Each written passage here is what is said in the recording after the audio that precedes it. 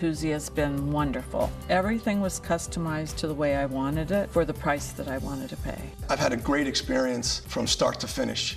Don't take matters into your own hands. Do it the smart way. Give Jacuzzi Bath Remodel a call. Call or go online now to jacuzzibathremodel.com. We're waiving all installation costs and there's no interest and no payments for up to 1 year. Go to jacuzzibathremodel.com or call 800-991-2952. That's 800-991-2952. Call now. Well, if your morning doesn't start until that first sip of that coffee, you're not alone. Today is National Coffee Day. Join the over 1 billion coffee drinkers in celebrating this special day. Consumers can expect to brew up some savings with many coffee shops offering special deals. So got to get those deals, Tom. Absolutely. Drink up, drink up. Coffee, actually, the latest information health-wise suggests it's actually very good for you. That's right. Well, unfortunately, that's all we have left on First Edition today. We'll talk more about coffee tomorrow, and we'll see you bright and early at 7 a.m. Have a great day.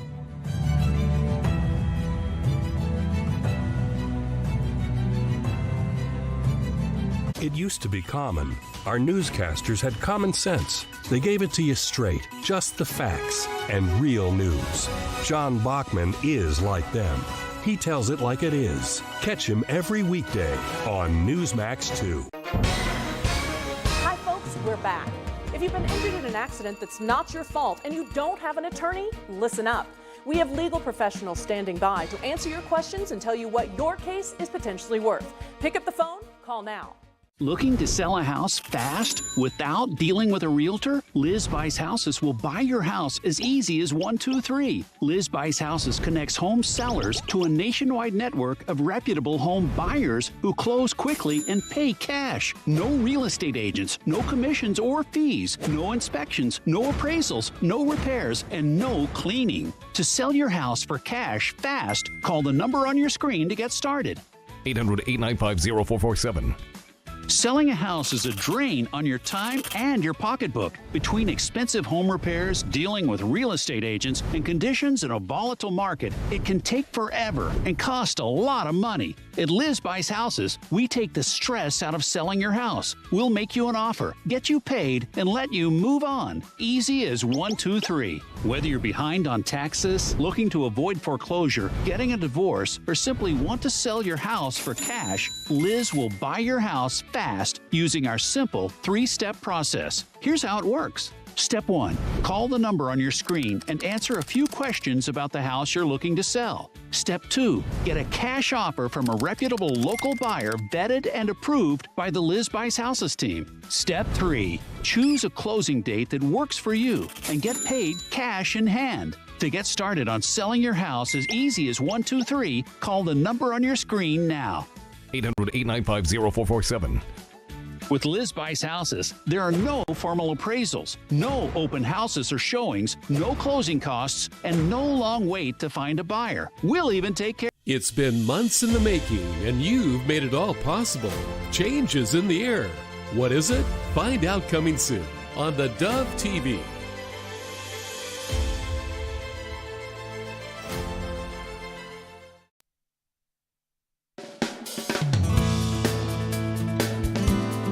Well, good morning, good morning, good morning. Happy Monday to you. Welcome to Mornings on the Dove. And here we are in a little bit of a makeshift position here as we transition from one studio to the other. So bear with us. It's about a week or so.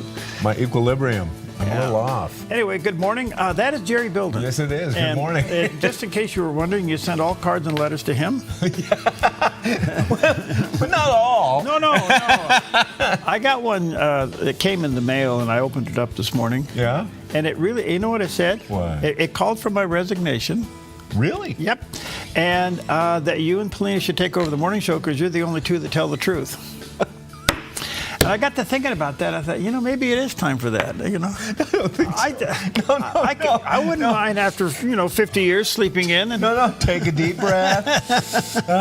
Inhale, exhale. It was, you two are the only two that tell the truth. Oh my goodness. And that I have no business being here because I'm a something. I forget the adjective they used in this thing.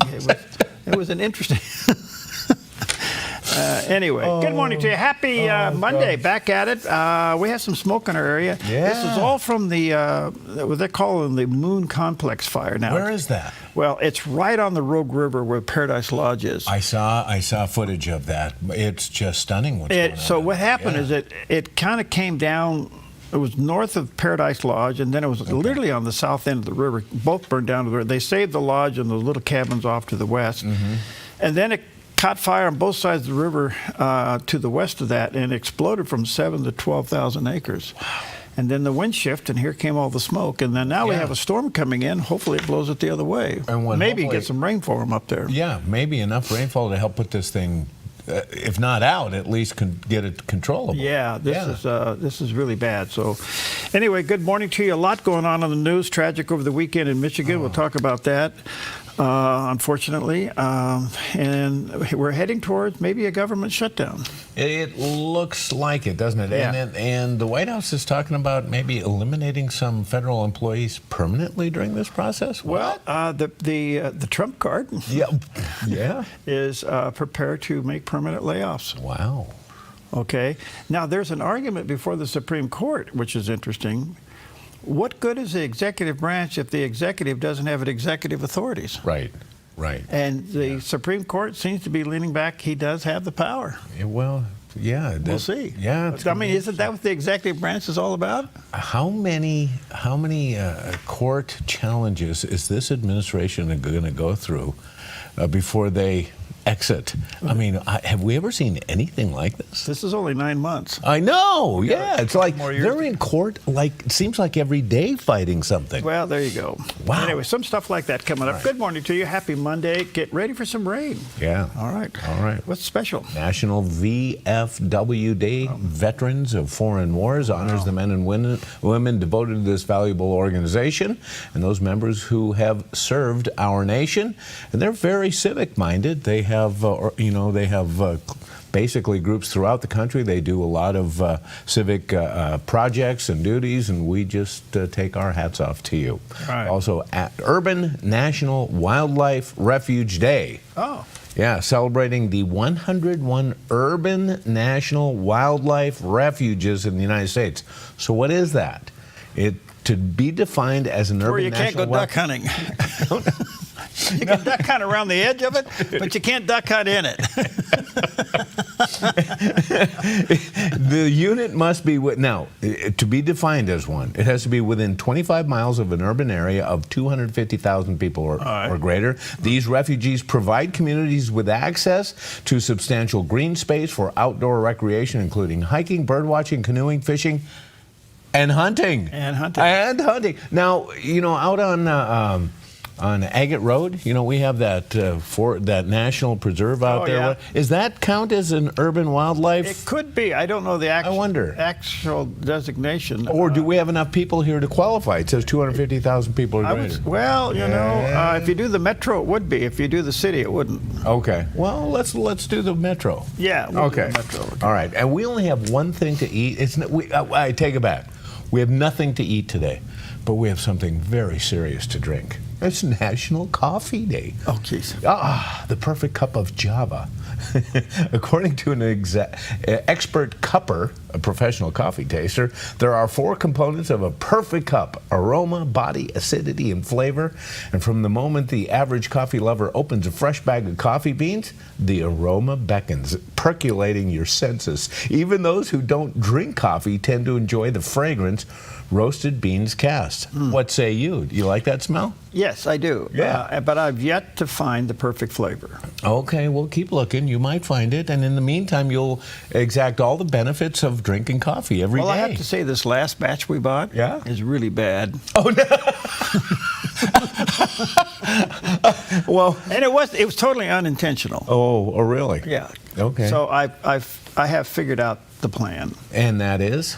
I don't want to give it publicly yet. But how about Keurig?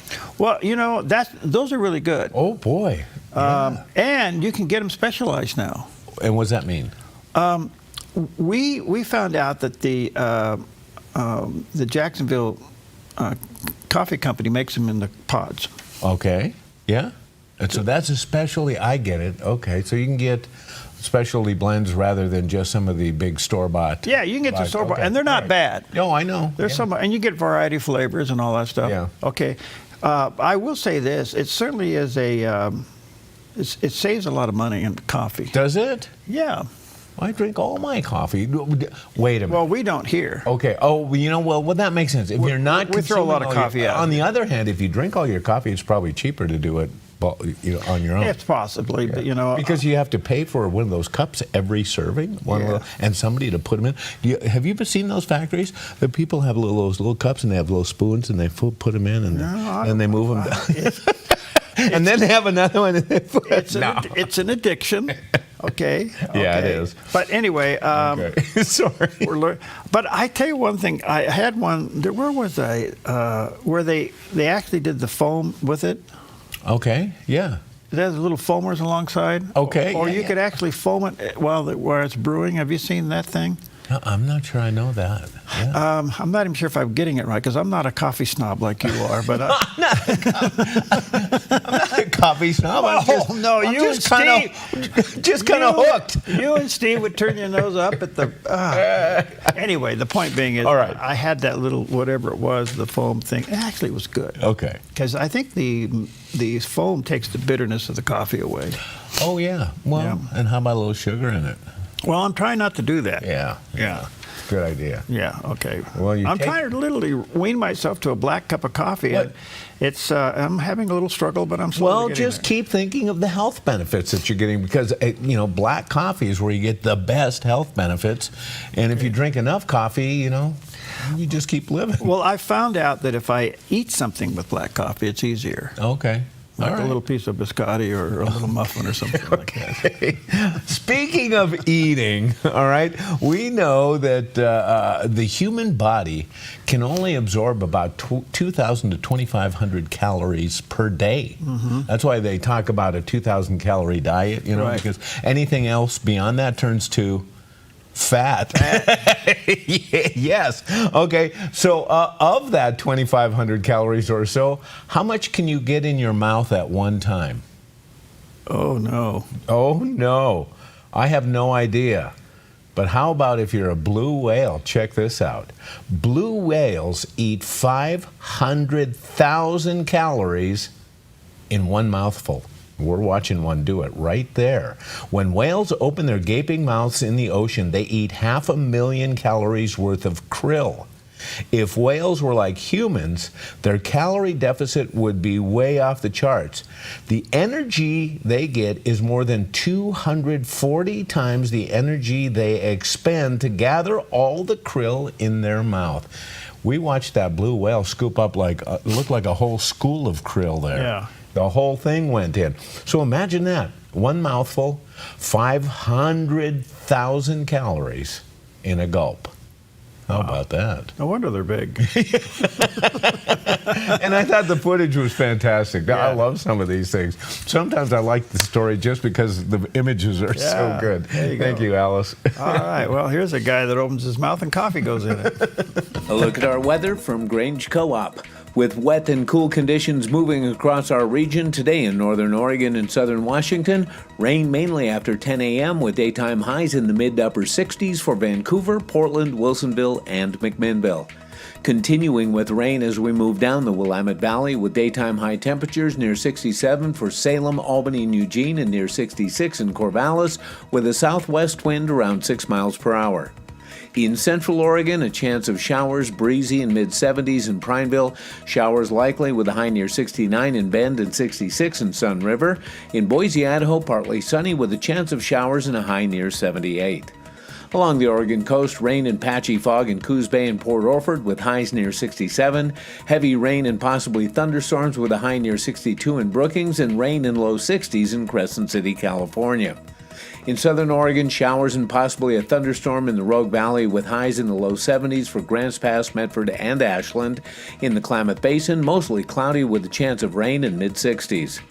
Into northern California, showers likely with possibly a thunderstorm this afternoon in Wairika with a high near 71 and Redding near 73. A chance of showers for Chico with a high near 73 and Sacramento near 74. In the Bay Area, a chance of rain and patchy fog in Santa Rosa and Napa with highs in the low 70s. A chance of rain and breezy in San Francisco with a high near 72 and near 74 in San Jose with a slight chance of showers. A look at our Monday weather from Grange Co-op. Hi, good morning to you. There's a little shot of our South Valley this morning, but it's got clouds, so we'll see. Yeah. Expecting rain by, what, 11 or so? Yeah, around 11, 11, 12, something like that. But either way, they're saying it is coming our way. So time for Pastor Jack Graham as he encourages through the life of David that God's salvation is bigger than our sin. 1 Kings 15:5, when God writes it, he says, because David did what was right in the eyes of the Lord and did not turn aside from anything that he commanded him all the days of his life, except in the matter of Uriah the Hittite. David had a great life that was almost destroyed by his sinful behavior. That one exception scarred his life for the rest of his days. Praise God for the cross and the blood of Jesus Christ, which cleanses us from every sin. Amen. So I'm here to tell you that no matter your sin, that you can be forgiven because God loves you. You say, I'm a sinner. Yes, you're a sinner. Romans 3:23 says, all have sinned and come short of the glory of God. Adultery, infidelity may not be your sin, but you have sinned. All have sinned, and we need a Savior. Thank God for the restorative power of sin, but also of grace and salvation, but also thank God for the protective power of salvation that protects us from sinful behavior. And so you have sinned.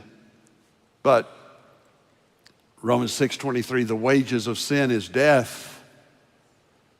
David could have been killed for his sin, but the prophet said, you'll not die, you'll live.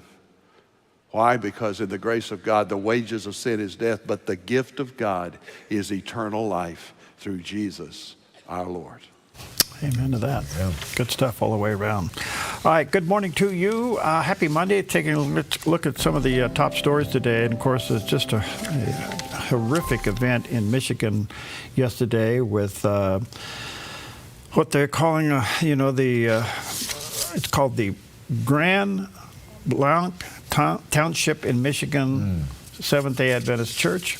An individual drove his truck through the front door of the church, got out with a gun, started shooting people, and set the building on fire. The gunman was taken down, and he's now dead. And 4 people have died, leaving about 6 who are injured. And they're saying it's possible some people may have been trapped inside because of the fire. This is horrific. We don't know much about the gentleman other than that he was 40 years old. He was a Marine veteran, and he served in Iraq. And what happened? What caused him to snap? Is there a connection between him and the church? It doesn't seem to be at the moment. We don't know. But the church was right in the middle of its morning worship service, and this occurred. It's hard. It's hard for us today to wrap our heads around what's happening in America with violence like this. And churches now have to consider increased security.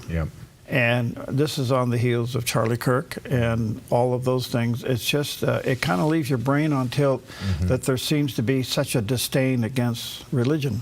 I know, And so that's what's going on. Prayers and thoughts certainly in that direction. We'll figure out here later where they get more information on the gentleman, but that's all we know at the moment. All right. Well, we're heading towards a potential government shutdown on Wednesday, October 1st. Ahead of the meeting, lawmakers and the president and Republican leaders of Congress yesterday met, and basically what's happening here is the Republicans have come up with a plan to what they call a CR, continuing resolution on the House side, to keep the government open for 45 more days in order to, a little more than that maybe, in order to get things ready for a budget. Now, we got to remember, we've been living on CRs for over a year. Oh, yeah. This is crazy. And a lot of cuts have gone on, and the Democrats are upset with the cuts. Okay, well, cuts, because what do you do when you don't have any money? You cut. Yeah. And so Chuck Schumer and the gang on the Senate side may be the key players here because they need a majority on the Senate to pass. It got through the House. When it gets to the Senate, they need 60 votes. And there's a high probability they're going to shut it down. Both sides are blaming each other. Right. Okay, this is typical. Okay, but here's, if I can use the term, trump card. Okay. The trump card is the president has issued to all agency leaders that if the government shut down, do permanent layoffs. Okay. You don't suspend them. Right. You just lay them off. Permanently. Right. So then the Democrats in the Senate have to realize that they really want to do this. And they are portraying this as kind of a stunt. I don't know if they believe that he's actually going to do this. What do you think? Well, look, name me a stunt the president hasn't done. Say no more. Yeah. Okay. Right. Yeah. Don't push him. Yeah, exactly. Okay. Yeah. But that's what's happening. Well, this is interesting. Eric Adams drops out of the New York mayor's race. And here's what he had to say. It's not always easy to see the impact of good policy in just 3 years. I also know some remain unsure of me after the unfortunate events surrounding my federal case. I was wrongfully charged because I fought for this city. And if I had to do it again, I would fight for New York again. And yet, despite all we've achieved, I cannot continue my re-election campaign. The constant media speculation about my future and the Campaign Finance Board's decision to withhold millions of dollars have undermined my ability to raise the funds needed for a serious campaign. I hope that over time, New Yorkers will see this city thrive under our leadership, and that policies we put in place should be continued and expanded. I hope you will see that despite the headlines and innuendo, I always put you before me, always. Well, he's out. He couldn't poll hardly close to the other two, and we'll see how this is going to go. But he's out, and where does that support, what little it is, goes? Yeah, where does it go? So the moderate Democrats are going to have to go back to Cuomo. Okay. The radicals are going to go with Mamdani, and that's going to be the divide. And the question is, can the moderate re-elect or bringing Cuomo back as mayor, which is kind of a Isn't it sad that we're not mentioning a Republican candidate, though? It would be different if he was serious. Yeah. Are you talking about Sliwa? Yeah. Yeah. Curtis Sliwa. Don't get me wrong. I think he is an advocate for safe cities and all that stuff. Absolutely. And there's a place for that, but I don't know if it's in the mayor's office. No, it's not. And it's unfortunate. But the question will be, will President Trump, he's already indicated people should go with Cuomo? Cuomo. Yeah. Excuse me. Yeah. Will he actually come out and say it publicly? I wonder. Can he? I mean... but could that be a bad thing for Cuomo? Because Trump is so hated by the left in the state. That's a great point. Yeah. So anyway, we'll see what happens. But Adams is out. This is now a two-person race, and it's going to be between a Democrat and really radical people. Yes. And I wonder if Mamdani is elected, does he get impeached? Because he'll bankrupt the city. Oh, that's interesting. And I say that not that I want it, but he's a radical. I mean, he's way off the charts, and so we'll have to see what happens. All right, so much for the top headlines this morning. Get ready for taking a shower outside. We'll be right back.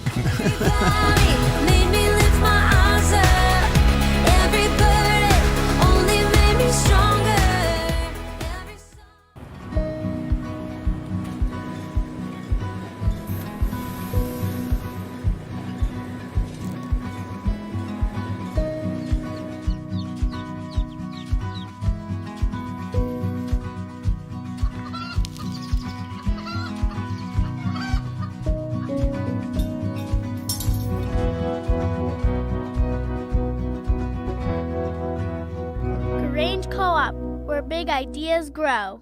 Applegate River Golf and RV Resort, a pristine 9-hole course alongside the Applegate River. Their clubhouse offers a golf simulator experience. The RV Resort is adjacent to the golf course with convenient pull-through parking. Applegate River Golf and RV Resort. Information at applegaterv.com. Clean water is essential to your good health. Ultra Pure Purified Water has been delivering purified, healthy drinking water to the Rogue Valley since 1995. Locally owned and family run, Ultra Pure Purified Water uses a multi-stage process ensuring your delivery of water is 99.8% pure, so your family stays hydrated and healthy. Online at ultrapurewaterinc.com or call 541-734-0828. 541-734-0828.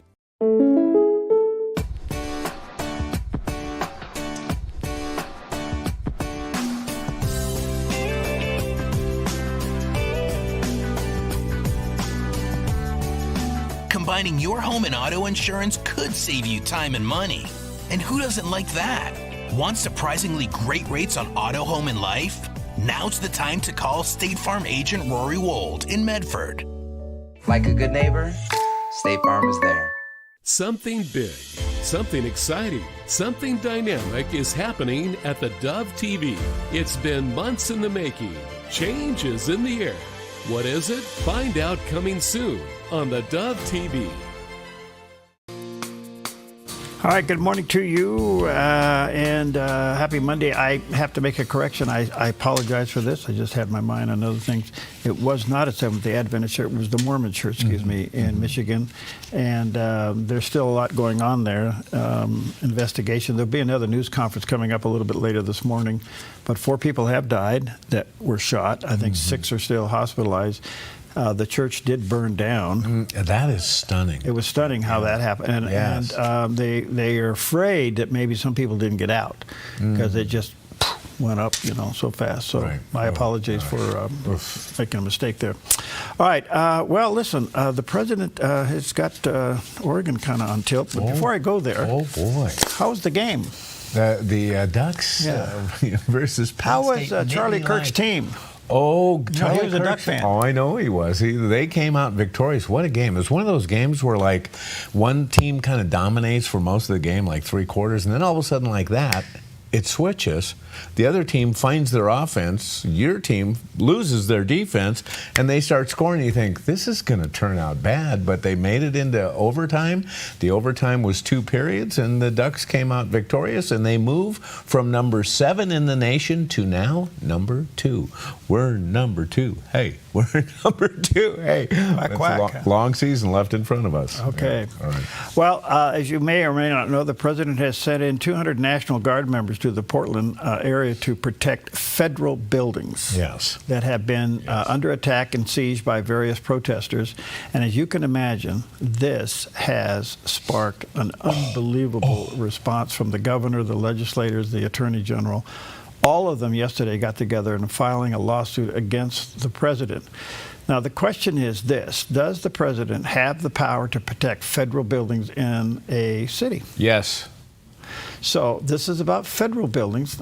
Has nothing to do with any of the other buildings. Especially if the municipality itself refuses to stand up and protect them. Well, that's the point. That is, yes. So they basically have the police and everything else stand down. Right. So you got to ask yourself what all this protest is about. Anyway, I would expect the left in this state to really go crazy with this. Okay. Yeah. But the question is, does the president have the power and the right to do this, and the responsibility? And it appears that he does. But anyway, the governor's pretty upset about it, and here's what she had to say. Okay.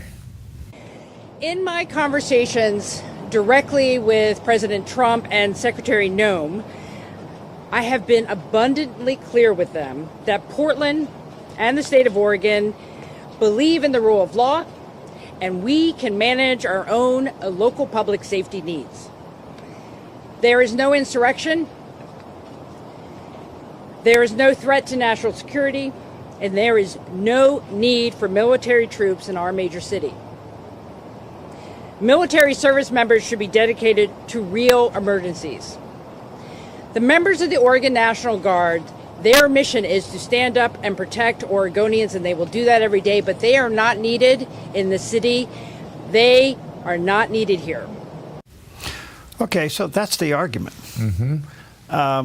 That's a lie. And you know why? You know why I know? It's interesting. I was watching a Portland newscast on this story, and I saw that video of the governor. I also saw a video of Portland's mayor, and they're all basically saying the same thing. There's no insurrection. We can take care of our own public safety. Then they even interviewed a pastor in a local church, and he said, look at out here on a Sunday morning. There's nobody at the ICE building. They went out and they videotaped it. It was quiet and everything. And in fact, they all said that. Go check the ICE building. There's nobody protesting on a Sunday morning. They went over there, and the reporter said, we tried to interview residents who live by here, but none of them were willing to talk to us because it's so bad they're afraid of retaliation from the protesters who show up at night, not on Sunday mornings. They're out there at night. And they finally got one person that was willing to go on camera, a resident, and she sat there and she said, it's about time. You should see what these people have to withstand as they just try to leave the building. And so you're getting a little different side of it. Public officials, of course, who hate Trump are going to portray it one way, but the people who live there, who are in the trenches, they're telling a little different story. Well, there you go. There's the flip side of the story, and I think what you're going to have here is why aren't you protecting these buildings? Yeah, right. I mean, if you think you know why? Because the bad guys are Democrats. Okay. Well, the bad guys are Democrats. That's the people that are out protesting. Okay, so the person who told me I should quit and turn you and Paulina loose, that's why. Right there. I'm sorry. No. And people want to know why I don't say stuff like that. Why? I got you. All of the correspondence goes to P. Atkinson at theDove.us. Okay, let's take a look at the satellite image. Here's what's going on out there. Ooh, look at this storm coming in. 100% of something today. Could even have some thunderstorms associated with it. I'm just praying and hoping this goes all the way up through the coast and inland and helps them with that moon complex fire. So it's swinging up from the south, so this should be a relatively warm front, shouldn't it? It should, and it should be pretty active. Yeah. So we'll see how this goes. But it gets colder as it goes north, so we'll see what happens. It looks wet and welcome. Okay, well, this is interesting. Former House Speaker Newt Gingrich was on Fox Business's Varney and Company, and he talked about how the performance of the Democrats is setting them up for the next decade of being in the wilderness. Look, this is not complicated. President Trump ran to have a smaller government. He was elected, and the Senate and House Republicans were elected to have a smaller government. Now, the Democrats, by closing the government, are going to give the president the excuse to decide selectively. You know, in Washington, they'll have this like a snowstorm, and they'll say only essential personnel need to show up. I've always thought, you know, if you're not essential, why are we paying you? And so you're going to have this test that basically says, if you can't prove you're essential, you need to go find a private sector job. Given what was just reported, and Gallup had the same report, the Democrats are at the lowest point of favorability in modern polling, and it's going to keep getting worse. And if they run people who are cheaters and who are willing to close the government, I just think that they're going straight into a decade of really being in the wilderness. So the interesting thing is, it's kind of like what's going on in Portland. All this stuff is going to have to be defended during the re-election season. Good point, yes. And I think it's going to be pretty tough. It is. You know, how do you defend that? Well, you know, you still have some legacy media out there carrying your water, but if you add up all their audience, it's dwindling as well. Yes, so that's true. We're in uncharted waters politically. We've never been in stuff like this before. All right, 1:30, and what's the food today? We have no food. We're going hungry today. We can make it up. What do you feel like? Yeah. I got to think about that. Okay. Are you in the mood for something? Yeah, I've had something. What'd you have? I had oatmeal and blueberries with almond milk and 3 cups of coffee. That's what I you're had. walking on the ceiling. I'm going to take a break. I'll be right back. He'll still be here. Time and space, you reach beyond majestic. Something big, something exciting, something dynamic is happening at the Dove TV. It's been months in the making, and you've made it all possible by your faithful giving.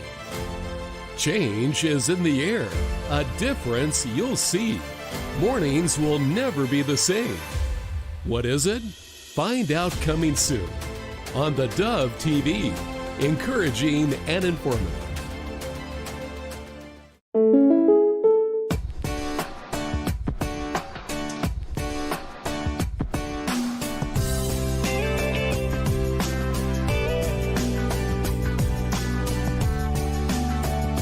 Combining your home and auto insurance could save you time and money.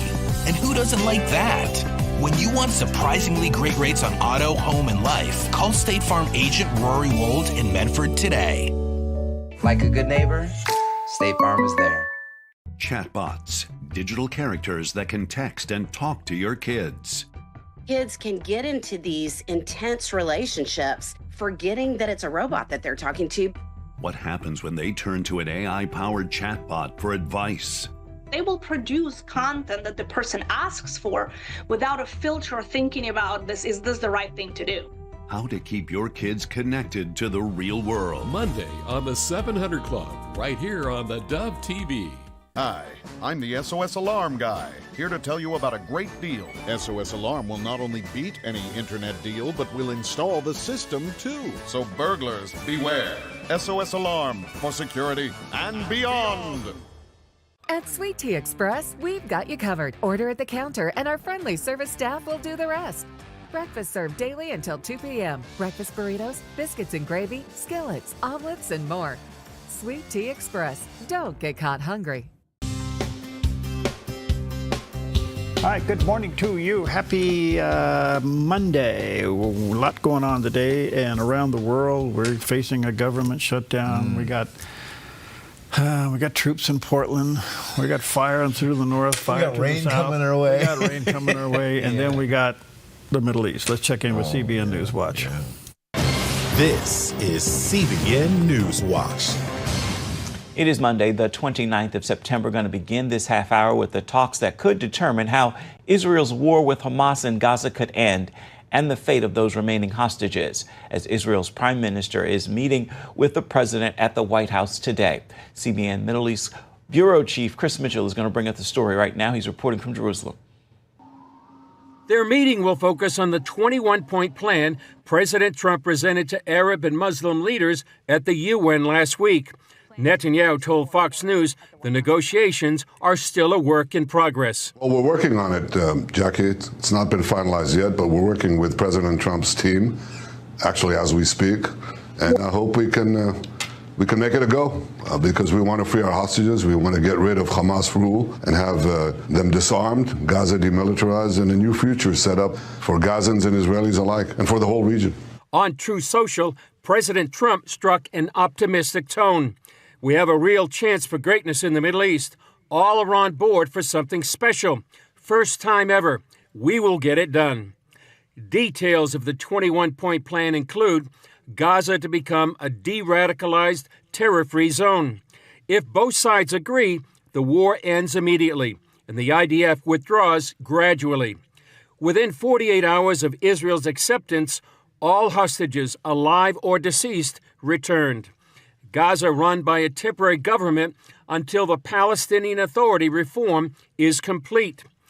It's not clear if Hamas has seen the proposal, but parts of it could be a tough sell in Israel.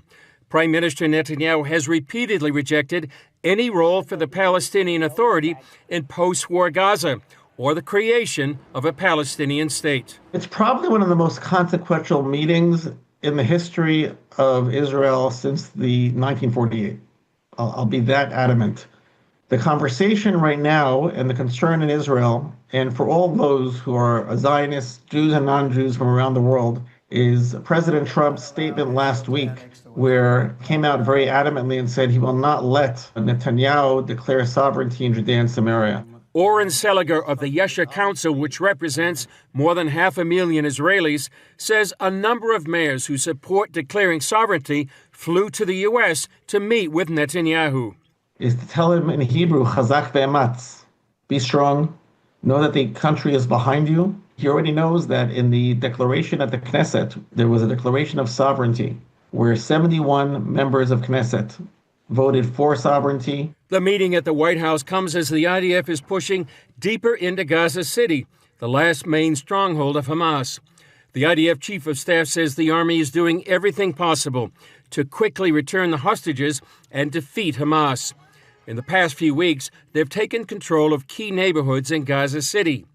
Prior to the assault, the IDF has sent text messages, made phone calls, and dropped thousands of leaflets urging civilians to evacuate combat zones.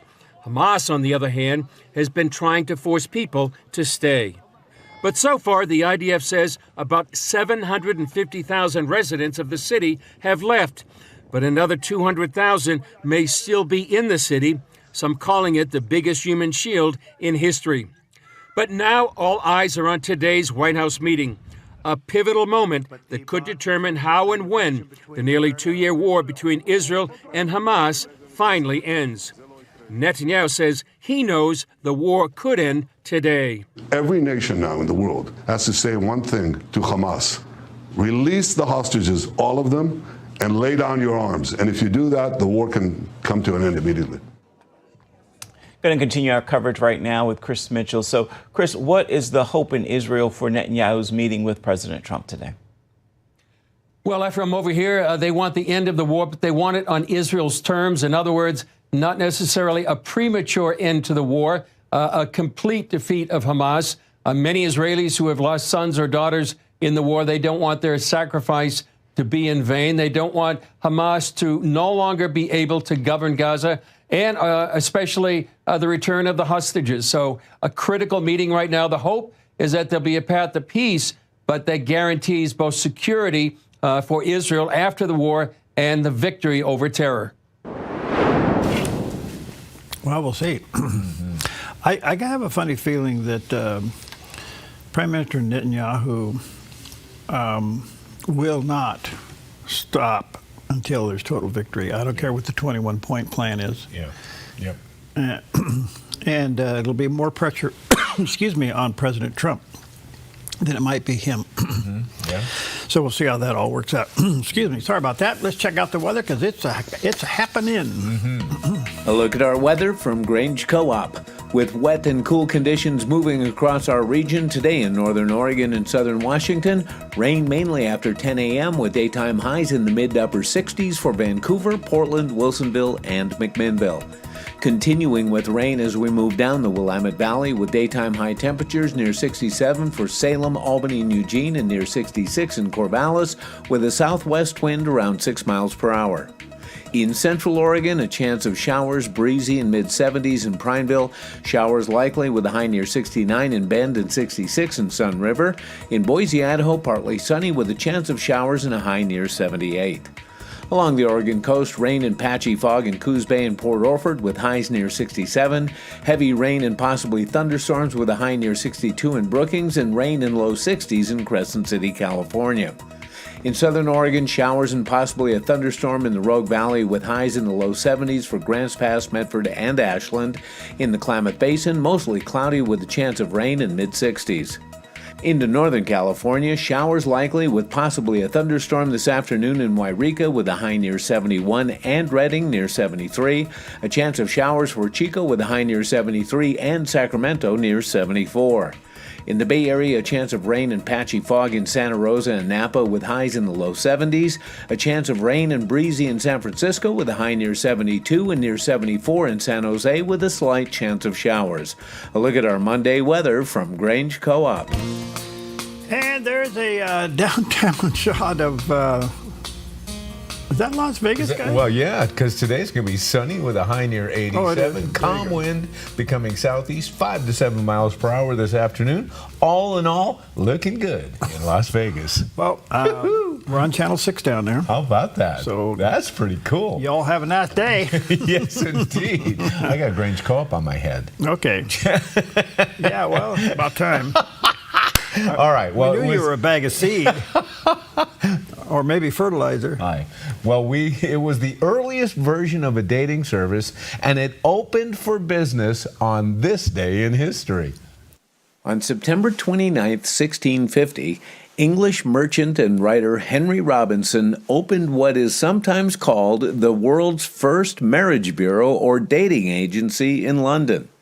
Known as the Office of Addresses and Encounters, Robinson's bureau provided a public service for people seeking spouses, employment, or housing. For a small fee, 6 pence, the service matched people. It was an early example of matchmaking organized as a business. Fast forward to today, the ways people find love has changed dramatically. According to recent surveys, about 37% of U.S. adults have used a dating app or site at some point in their lives. Some studies show that among younger adults, those under 30, half have used online dating platforms.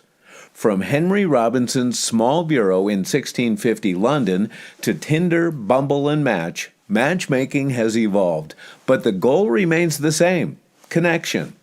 Whether you call it a bureau, an app, or something in between, people will always seek love, and others will build services to help them find it. No doubt. And there are a lot of them available. It's interesting, though, the numbers, 30s and under.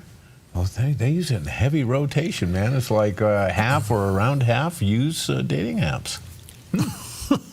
Well, okay. How about the old, blind date? Does that go on anymore? It could. Yeah. Does anybody get involved in matchmaking themselves these days? Anytime we thought we had a good idea on who should be with who, it blew up. I've never been able to successfully. It still works in certain cultures.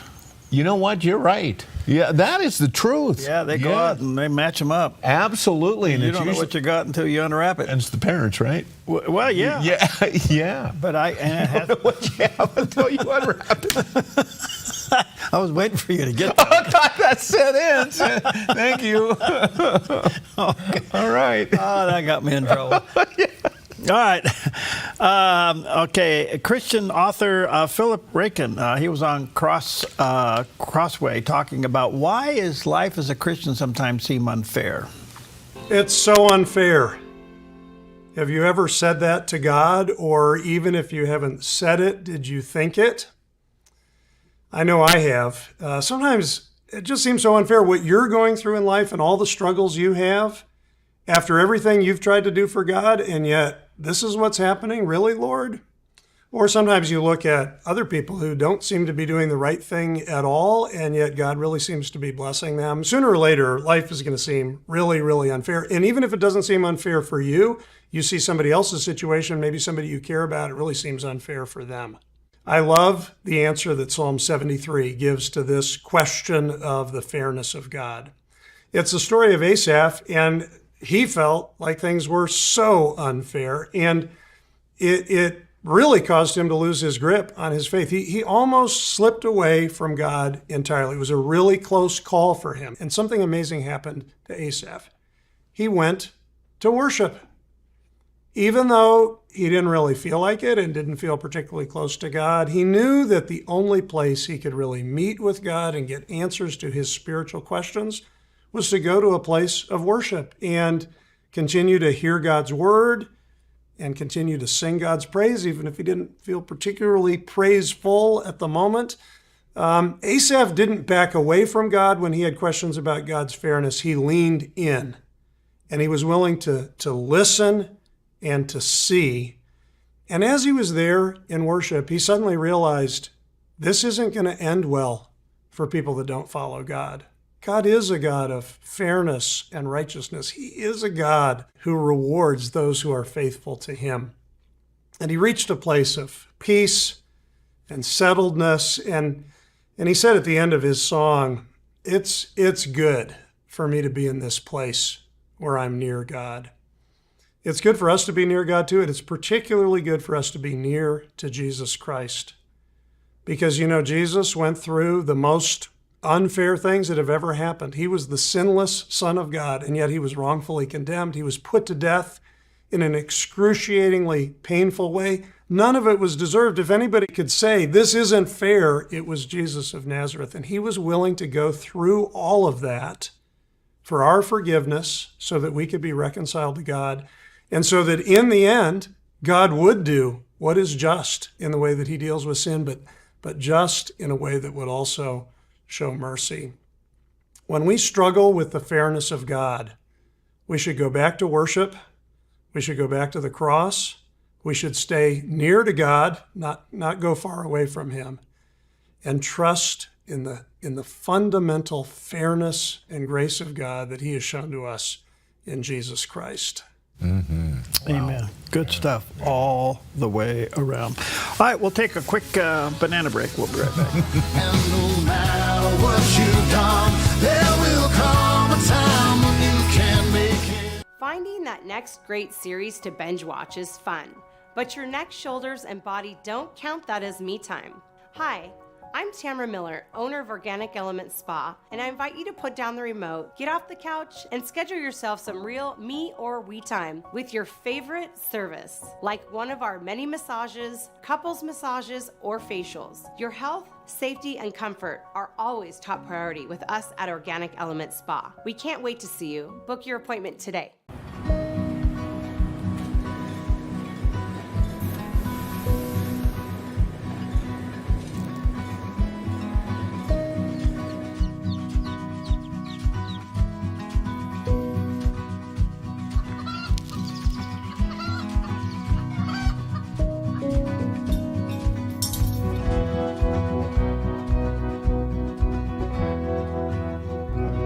Co-op, where big ideas grow. Clean water is essential to your good health. Ultra Pure Purified Water has been delivering purified, healthy drinking water to the Rogue Valley since 1995. Locally owned and family run, Ultra Pure Purified Water uses a multi-stage process ensuring your delivery of water is 99.8% pure, so your family stays hydrated and healthy. Online at ultrapurewaterinc.com or call 541-734-0828. 541-734-0828. Something big, something exciting, something dynamic is happening at theDove TV. It's been months in the making, and you've made it all possible by your faithful giving. Change is in the air, a difference you'll see. Mornings will never be the same. What is it? Find out coming soon on theDove TV, encouraging and informative.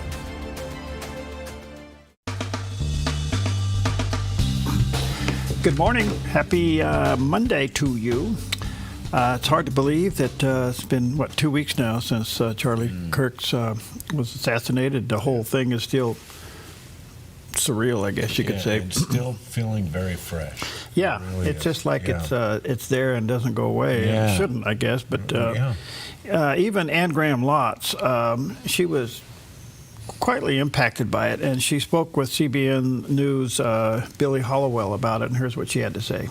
When I was praying after Charlie Kirk's assassination, which was so shocking, I didn't have words. It was like you're just stunned. I couldn't.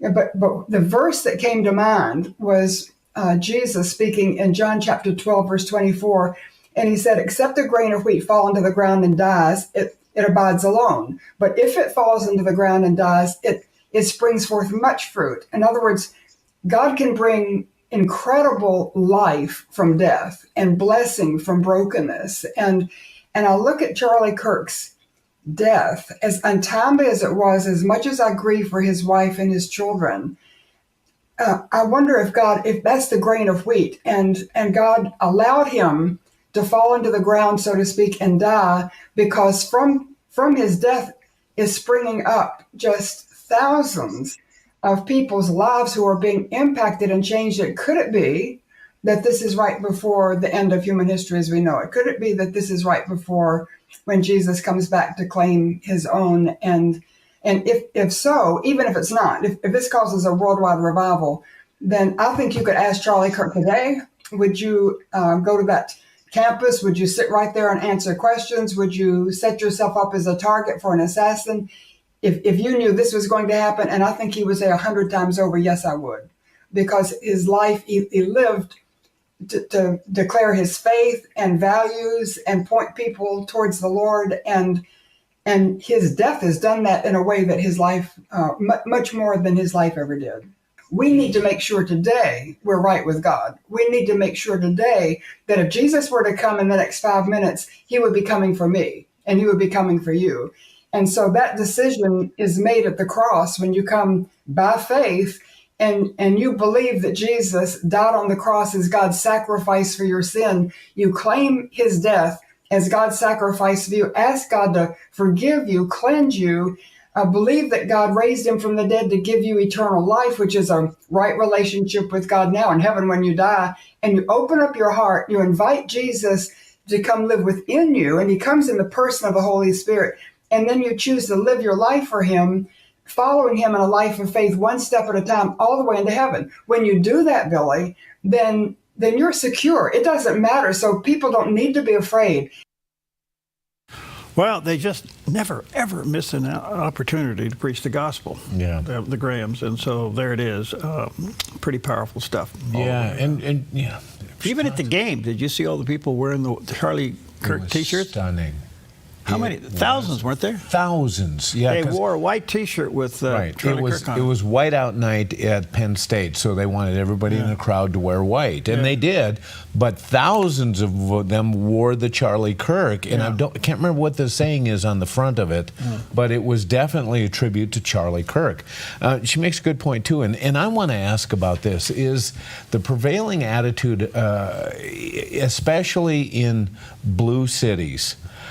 Is it emboldening the left to move on people of conservative values? We see this, the attack and the assassination of Charlie Kirk. And I'm reading a story about a conservative influencer in Manhattan who was struck on the streets. And I think a lot of us have seen the videotape of it. She was having just a conversation, and the gal that she talks to decided she'd had enough, and she attacked her. She cut her face open. Charges were filed. But DA Alvin Bragg in Manhattan let the time pass where charges were to be filed, and the perpetrator has walked. Is this kind of follow-up on the part of law enforcement, is it emboldening the people on the left to go after conservatives? Well, it has for a while because they knew that they would get a pass. And as law enforcement's being squeezed to do their job, that's got the left worried. But isn't it interesting, the left message is attack. They're bankrupt on ideas. Right. So the only thing they have left is violence, and then they turn around and say, you're a fascist, but they get away with that. We say fascist, and we go to jail. Right. So I mean, we're still very divided in this country. But I really think this, folks. The one thing about Charlie Kirk, in tying all this together, he was given multiple warnings about going into campuses and public places. He had his own security team. And yet he went. Yeah, right. Okay. And they say he went with no fear whatsoever. Okay, so the question I have is, yes, we should be wise as serpents and harmless as doves. Are you prepared to defend your faith publicly? Yeah. I'll just leave it at that. Yeah, that's the time in which we live. Dr. Tim Murphy will be with us. I look forward to having him back, and I'll tell you why, because I'm switching the scene a little bit with him today. He served in Congress, 18 years. He's a psychiatrist, and he PhD in that. But I'm going to ask him, are Christian counselors trained properly? Great question. I'm running into this a lot. Great question. Yeah. And where do you send people with certain things? Do you send them to people who have experiencing in counseling? or do you send them to people who are been trained in counseling? Right. Yeah. And that brings in the secular component, which a lot of people reject. Right. So it's a tricky deal. Yep. And Representative Cliff Bentz will air the interview that I had with him late last week, because I think you'll find that to be pretty interesting as well. All right. Well, you know, I've seen, and I think most of us have seen, those safety nets that go in your car to keep your dog in the back and not in the driver's way. Do they really work? Well, here's proof. A woman's attempt to keep her dog safely contained in the car didn't quite go as planned, and the hilarious results have gone viral. She shared a video showing the pup determined to push through the safety net designed to limit distractions while driving. Instead of staying put, the dog went all in, testing the net with everything he had. She captioned the video on Instagram saying, "I'm going to the beach with my grandma. Unfortunately, I've fallen into a poacher's net." The pup's smooshed face pressing through the mesh has everyone cracking up. They work. I guess they They do. work. You don't travel with your dogs, do you? I know. My dogs travel around the property. All right, there you go. Yeah. Oh, I take it back. When we go to the vet. Oh, there you go. Oh, yeah. All right, Galatians 6:7. Do not be deceived. God is not mocked. For whatever a man sows, that will he also reap. The law of reciprocity.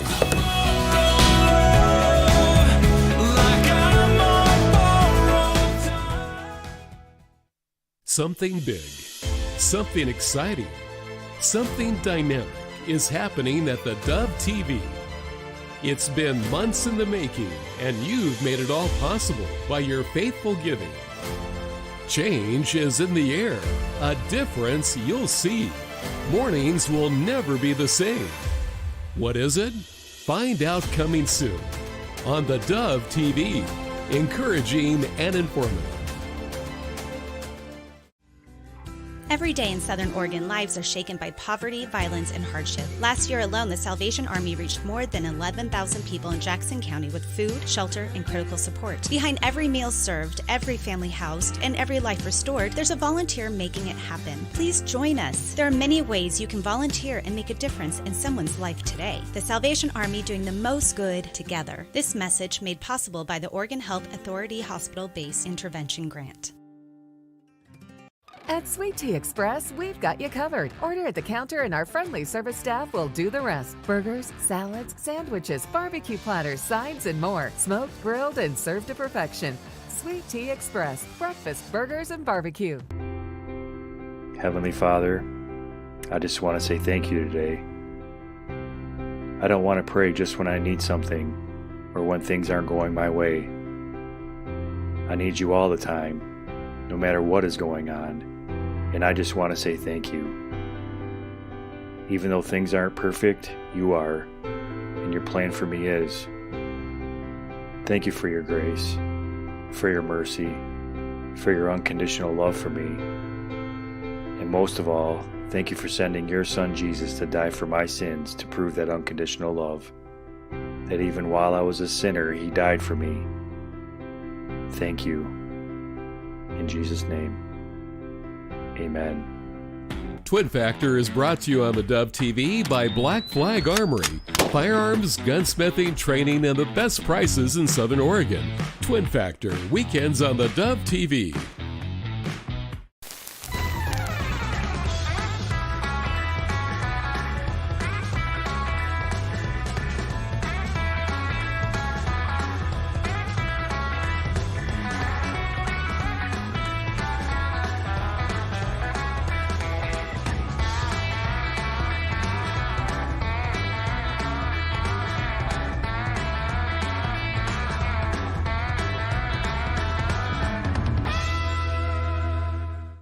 You're watching the Dove TV, encouraging and informative for San Rafael and the North Bay. Seen on KQSL 17 and these Dove TV affiliates.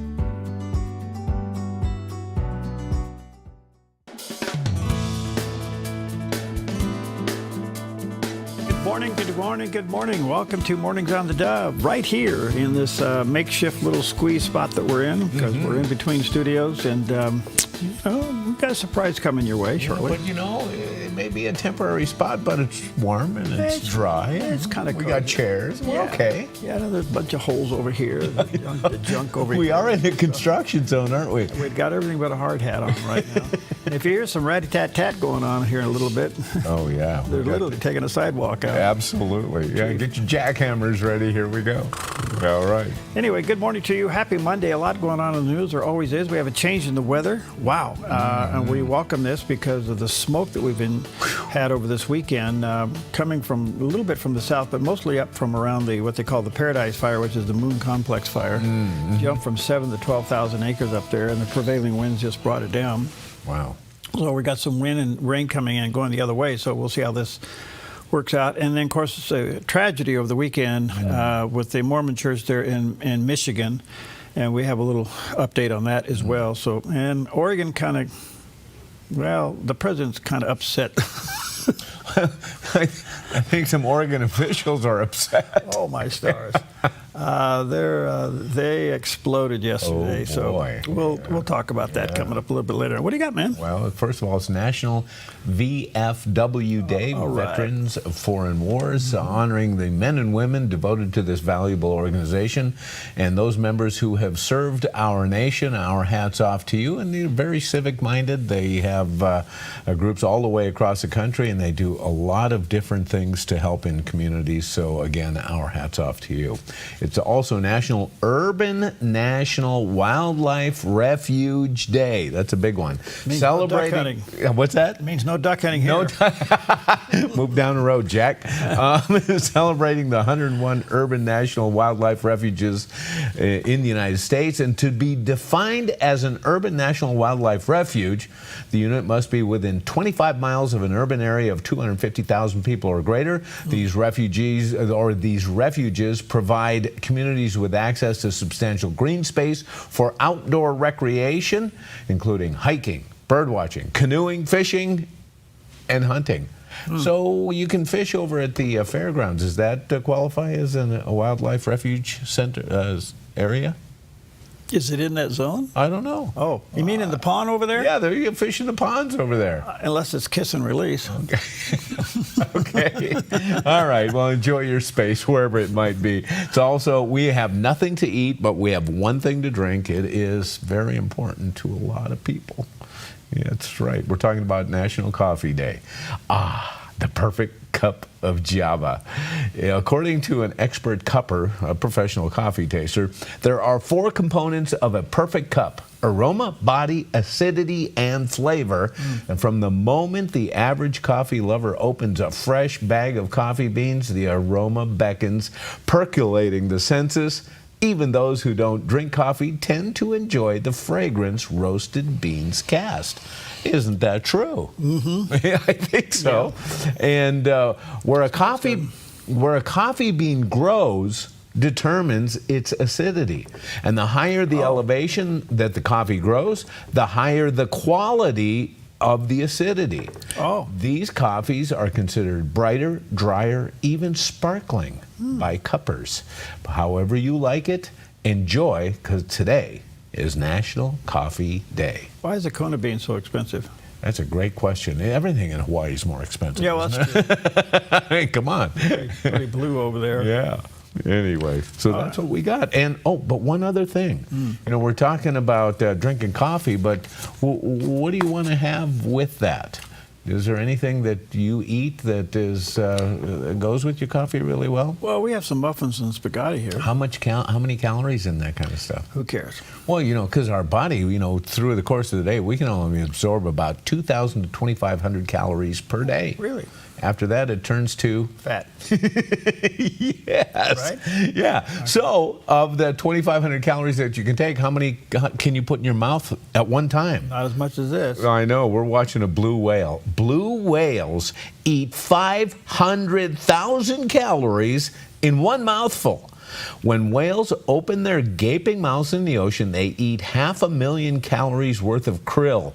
If whales were like humans, their calorie deficit would be way off the charts. The energy they get is more than 240 times the energy they expend to gather all the krill in their mouth, and they take it in one gulp. That is stunning footage. How many calories was Jonah? Oh, how many calories? Oh, golly. Yeah. Well, you know. That's good. Was he like one great big? Yeah, but, and then he got spit up. He got, well, obviously it didn't taste good. He didn't. Oh, that's great. Okay. That's all we got. Well, there's a guy that has 5,000 calories a day right here. A look at our weather from Grange Co-op. With wet and cool conditions moving across our region today in northern Oregon and southern Washington, rain mainly after 10 a.m. with daytime highs in the mid to upper 60s for Vancouver, Portland, Wilsonville, and McMinnville. Continuing with rain as we move down the Willamette Valley with daytime high temperatures near 67 for Salem, Albany, and Eugene, and near 66 in Corvallis with a southwest wind around 6 miles per hour. In central Oregon, a chance of showers, breezy in mid-70s in Prineville. Showers likely with a high near 69 in Bend and 66 in Sun River. In Boise, Idaho, partly sunny with a chance of showers and a high near 78. Along the Oregon coast, rain and patchy fog in Coos Bay and Port Orford with highs near 67. Heavy rain and possibly thunderstorms with a high near 62 in Brookings and rain in low 60s in Crescent City, California. In southern Oregon, showers and possibly a thunderstorm in the Rogue Valley with highs in the low 70s for Grants Pass, Medford, and Ashland. In the Klamath Basin, mostly cloudy with a chance of rain in mid-60s. Into northern California, showers likely with possibly a thunderstorm this afternoon in Wairika with a high near 71 and Redding near 73. A chance of showers for Chico with a high near 73 and Sacramento near 74.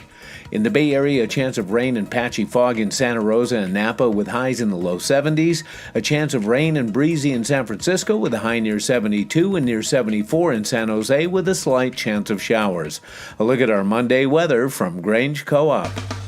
All right, there's a picture of our southern valley this morning. You can see the rain clouds coming in. So there we go. I missed our shot of Las Vegas, so I like that. Las Vegas, yes. Yeah, Channel 6 down there, the Dove. Channel 6, and by the way, today in Las Vegas, sunny with a high near 87, a calm wind becoming southeast, 5 to 7 miles per hour this afternoon. The weather's nice in Las Vegas. Enjoy. Time for a little bit of encouragement. By the way, the call letters of that station is... What? KLVG. KLVG. Yeah. So Channel 6. Okay. Channel 6. All right. Yeah, so. Okay. Well, a little bit of encouragement here with Pastor Greg Laurie as he examines the road less traveled, the straight road. When I was talking to those kids, I said, you have your whole life in front of you. Make the right choices now, and you won't regret it later. But I think of so many people who've made the wrong choices. You know them. Maybe you're one of them. But here's the good news. Even if you've made some bad choices, it's not too late to change. It's not too late to come to the Lord and say, Lord, I've made a mess of my life. I've missed opportunities. I've wasted time. I've wasted so many things. But I'm coming to you and I'm asking you to help me and to change me and forgive me. That's why Jesus died on the cross. Listen, Psalm 1, there's only one person who has ever lived Psalm 1 perfectly, and it's me. Let me explain. That was a joke. It's not me. No one has, but Jesus lived it perfectly.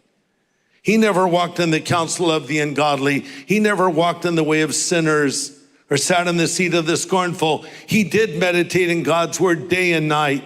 He was like that tree planted by the rivers of water that brought forth fruit in his season. But then he went and died on a tree, so to speak. The Bible says, cursed is every man that hangs on a tree. Jesus died on the cross for our sin so we could be forgiven in life. And so we could spend eternity with him. Jesus says, narrow is the way that leads to life, and few there are that find it. Yes, it is the road less traveled, but it is the best road. And as far as I'm concerned, it's the only road. It is. Good stuff all the way around. All right, good morning to you. Happy Monday. A lot going on in the news. Let's take a look at some of the top stories today. And of course, we come to this day after a tragic day yesterday in Michigan. It's just hard for us to kind of fathom these things, but they're at the Grand Blanc Township, Michigan. The Mormon church yesterday during the morning of their morning service was gruesomely attacked by a gentleman driving his truck through the front door, hopping out of his truck with a gun and shooting people, and then the building caught on fire. Well, he used an accelerant, right? He used gas to start the fire. Yeah. Yeah. The whole thing is just tragic. Now, 4 people have died. Many are injured, and one of the fears is they're not sure yet if everybody got out of the building because of the fire. Yeah. So the only thing we know about the shooter is that he was 40 years old. He was a Marine, and he served in Iraq. That's all we know. Mm-hmm. We don't know if there's a connection with the church. We don't know what the motive is, any of that stuff. But whoa, this one's hard to swallow. They all are, but you kind of wonder, all right, what's going on here? Yeah. You know, what's going on? And I would say that churches, you need to be vigilant. Mm-hmm. You just really, we're living in that time, unfortunately, but you need to be vigilant and ask yourself, do you have plan A, B, and C in place? Yeah, right. Yes. Okay. All right. So we're heading towards a government shutdown on Wednesday. We'll see if this happens. As you know, this occurs quite often. The House has passed a continuing resolution to continue the government funding up through about the end of November. And the reason for that was they're working on a complete budget package, and they needed the extra time. It just shows you how slow some things can go through Congress. Well, over on the Senate side, they need 60 votes, and that means the Democrats have to play ball, and the Democrats don't want to play ball. Right. So the president, pardon the pun, but the trump card on the table is, if the government shuts down, he's saying to the agency head, don't just send people home, lay them off. Right. No, they permanently will lose their job. Right. And this then will be, obviously, it'll be the result of the Democrats not playing ball, but the Democrats will say the Republicans are being ridiculous. We're back and forth on that argument. But that's exactly what's happening. Okay, if the government shuts down, will he really do it, or is it just a threat? Who, the president? Yeah. Oh, I think he'll do it. Yeah, I think so too. I think we're at a point now you cannot, well, look, the government is overspent. We're spending way too much money. Yeah. Newt Gingrich spoke on that a little while ago. Right. Okay, but we have to stop this spending, and so I got a funny feeling he's to shut her down. Mm-hmm. I think so too. And you know what it does? It also provides an opportunity to send the government out.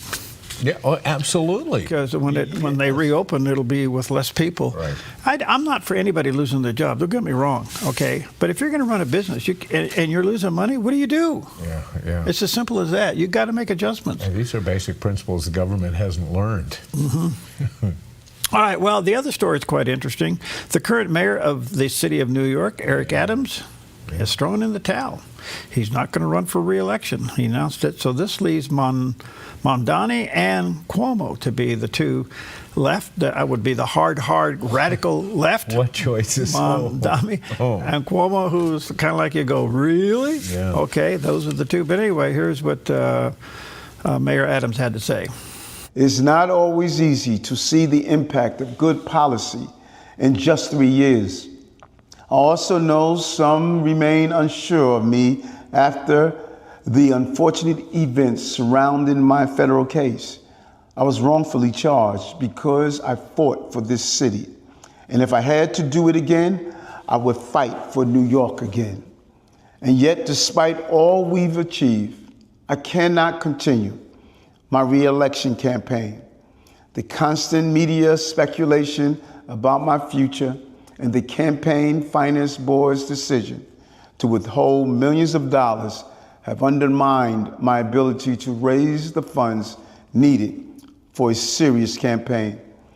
I hope that over time, New Yorkers will see this city thrive under our leadership, and that policies we put in place should be continued and expanded. I hope you will see that despite the headlines and innuendo, I always put you before me, always. So he pulls out, and that leaves a real radical left and the left. So I don't know where this is going to go. Puts a lot of pressure on the moderate Democrats to come up with a lot of money. Yeah, I have a question. Is the president going to stay out of this? You don't see any kind of an endorsement or a hint of an endorsement coming, do you? Well, you know what's interesting is the governor is up for re-election next year. Hochul? Yeah. And you have Sonic out of the House, who was ambassador for the UN for a little bit. She came back into the House. Now she's thinking about running for governor of New York.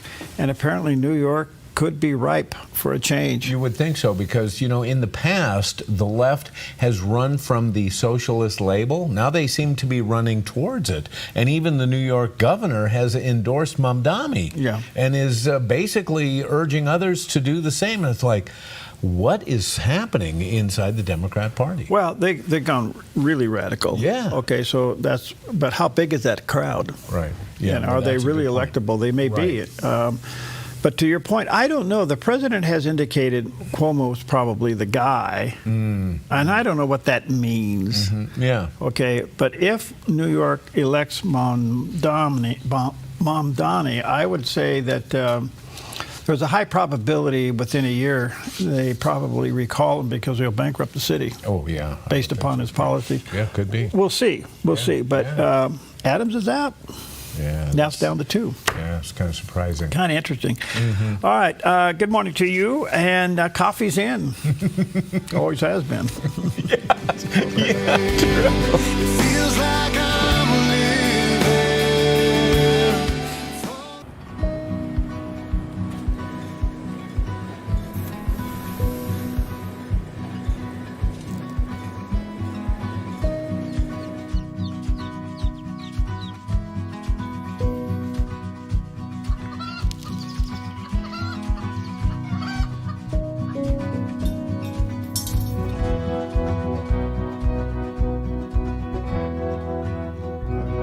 Co-op, where big ideas grow.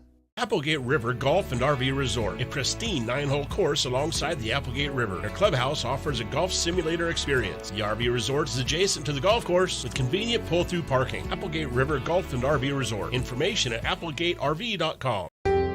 Come fall in love with Northridge Senior Living, where contemporary sunlit interiors meet old world elegance. Walk through our lovely hallways and enjoy the fun staff-led activities. Forge lasting friendships with other residents and our exceptional caregivers. Dine in style. Gather near the fireplace under breathtaking chandeliers.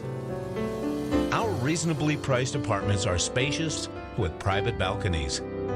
Northridge is Christian-owned and operated, pet-friendly, and only 2 blocks from Asante Rogue Regional Medical Center. On-site 24/7 in-home care is available. We also offer senior adult daycare where your loved one can spend the day with us and the evenings with you. Northridge Senior Living, your home.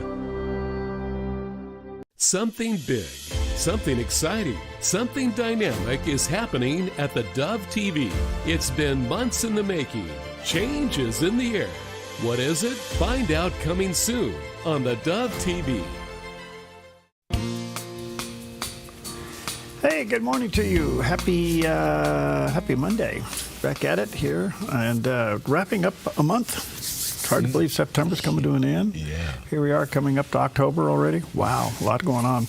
Well, a couple of local stories. This is kind of interesting. The president is sending 200 National Guard into Portland to protect federal buildings. Now, this is really controversial. As you can imagine, this has upset a lot of people. And the question is, why isn't the city and the state protecting federal buildings? Yeah, that's a great question. So, and people will say, well, there's no big deal here. Well, Portland has been, look, it's just been plagued with all kinds of demonstrations and destruction, and even to the point where the police have been asked to stand down in some areas. Well, they when they've been called in on a 911 because somebody's gotten hurt, they say, we don't go in there. You have to get out to certain street because we won't go in there. It's not safe. Remember the reporter that had that happen? Absolutely. He had to drag himself out before an ambulance come and get him. Yep. So anyway, this is the governor, the attorney general, and a bunch of Democratic legislators all filed a suit against the president last night. And I know you have some follow-up comments, but here's what the governor said yesterday.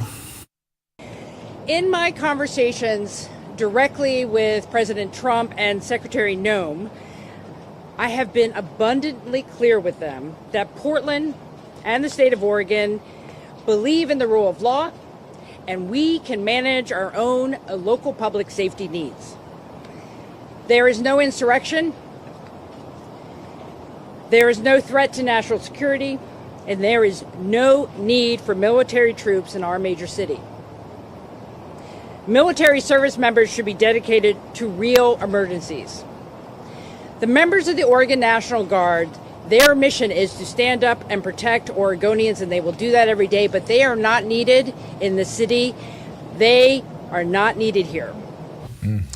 Okay, so the flip side of that is, why aren't you then taking care of the problem? Right. If you believe in the rule of law, why not enforce the law? Okay, so how bad is it? Well, you know, it's interesting because I just happened to tune in to a Portland area news broadcast last night, and they were covering this story. We saw those clips of the governor. We saw the mayor speaking. They're all basically saying the same thing. There's nothing going on. There's no insurrection. They even interviewed, unfortunately, a pastor in a church in the area, and he said, look, go out there on a Sunday morning. It's peaceful. Go out to the ICE building and check. And they did. They went out with the video cameras, and, you know, Sunday morning, nothing's going on.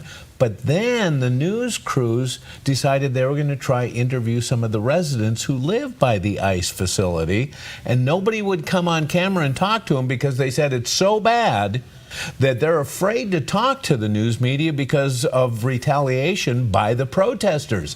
And they got one gal, one woman who said, oh yeah, I'll do it. And she sat down and she talked, and she said it's terrible what these agents, what the ICE agents have to go through just simply trying to leave the building. The confrontations are intense. And she basically said it's about time. So you see public officials in denial, but the residents, especially the residents who live there, say, hey, you got a problem there. Well, we'll see where this goes, but they've all filed a suit against the president. But I think this becomes an interesting one at the courts because we're talking federal buildings here. He didn't send them in to take care of the other protests in downtown Portland. Exactly. Where the police have been basically told to stand down previously. But now, I don't know, see where this goes, but boy, oh boy. Whoa, baby. It really upset the apple And the other thing, too, that's jumped out at me, it's the Oregon National Guard that's getting called. Yeah. You know what's not happening here? Remember in California when they called the California National Guard? They challenged his authority to call the California National Guard and deploy in California. They're not doing that here because that's already been decided. Yeah. He does have the authority. So it's a moot issue. Well, isn't life fun in Oregon? Oh, good Monday morning to you. Happy Monday. Yeah. Let's take a look at Wall Street. Let's see what's happening there. Thank you, Preston. He has smart lawn. More and more people are calling him and getting smart. The Dow's off 24 points, not a whole lot. The Nas turned around and went the other way. It's up 188. And the S&P is up about 25 1/3. So Monday morning, little mixed ringing of the bell. Look at this, gold at 38.51. Wow. Silver's back up to 46.77, and crude oil about where it was late last week, $67.30 a barrel. You know, gas is expensive on the West Coast. Yes, it's worse here than anywhere else. Dan was telling me there's reasons for this. California, Oregon, and Washington are the 3 highest gas tax states. Period, yes. So these states put more on it than anybody else, and our legislature is about ready to put 6 cents more on it. They're just one vote short right now. This is really, really, really, I better stop. Yep. Crazy. Well, Right. it is crazy. Okay. Absolutely. A lot of the refineries have been shut down over environmental issues. Yeah, especially in California. But now the governor seems to be changing his tune, and he's loosening up drilling leases, especially for Kern County. And everybody who is in the know saying this is too little too late. But I just think it's a political move. He's going to run for president. Well, he's running for president. Right. He goes into Kern County, he says drill, but then he turns around and puts every regulation on it. So those who are drilling in Kern County, which is down around Bakersfield, they're going to be taxed for whatever gain they've made by opening up the wells. I mean, and they've already lost a huge amount of the petroleum industry who knows that the state is unfriendly to them, and they've left. They're not going to come back. No. Oh. Anyway, kind of crazy. Okay. We're having well, fun here. we're looking at government shutdown. If it happens, who gets blamed? Everybody. Everybody? Well, I mean, you get blamed, then you'll blame me, and then I'll blame you. Well, isn't it usually? Because, sooner or later, Pam's going to get blamed. Who's she going to blame? Yeah, you. Anyway, this is not new ground for us. We've been going through this, it seems like, endlessly in recent years.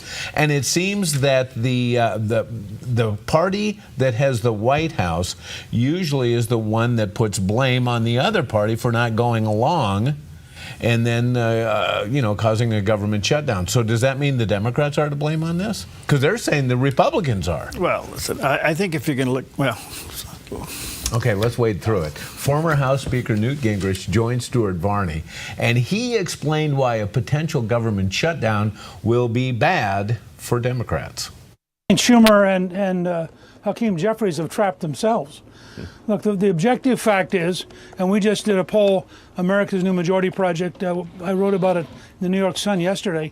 The country does not want the government shut down, and the country does not want spending to increase. So if you have Democrats saying, I'm going to shut the government down unless you spend billions more, they're on the wrong side of both of those issues.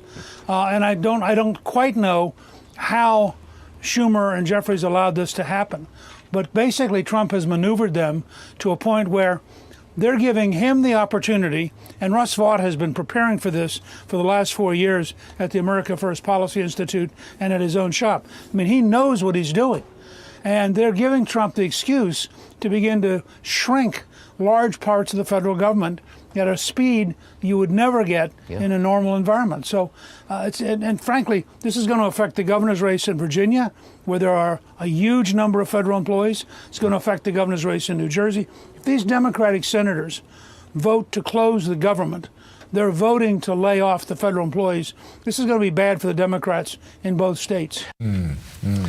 Well, we'll see what happens. Yeah. I can't help but think that Senator Schumer almost has to go with risking it shutting down and blaming and thinking that he could secure his position by blaming the Republicans. That's who he is. Yeah. Okay. Yeah. He's very vulnerable in the next race. Yeah. Okay, so we'll see. I don't know. We're 2 days away. Yeah, it's close, yeah. It's not that it hasn't happened before. Right. Well, good point, yeah. Didn't it happen under Newt? I thought so, yeah. Yeah. So, I don't know. And did everything come to a halt? Well, we didn't fall off the face of the earth. No. It really drew attention. But you know what, folks? This is the problem with this whole continuing resolution thing. I'm not for it, but we need this one. Yeah. But here's the problem. Why don't we have a balanced budget? The last one we had was Clinton. Yeah. Right. That's the last one. What? Yeah. There isn't a household or a company that runs themselves like we run the government. Well, if you do, you're broke. Yeah, true. You're out of business. Yeah. Are you surprised how many companies are going out of business, big ones? Yeah, I am. Yeah. When I got to looking into some of this, I realized how thin their profit margins are. Right. So what do? They take all this money coming in and they constantly reinvest it, so they're not paying taxes on it.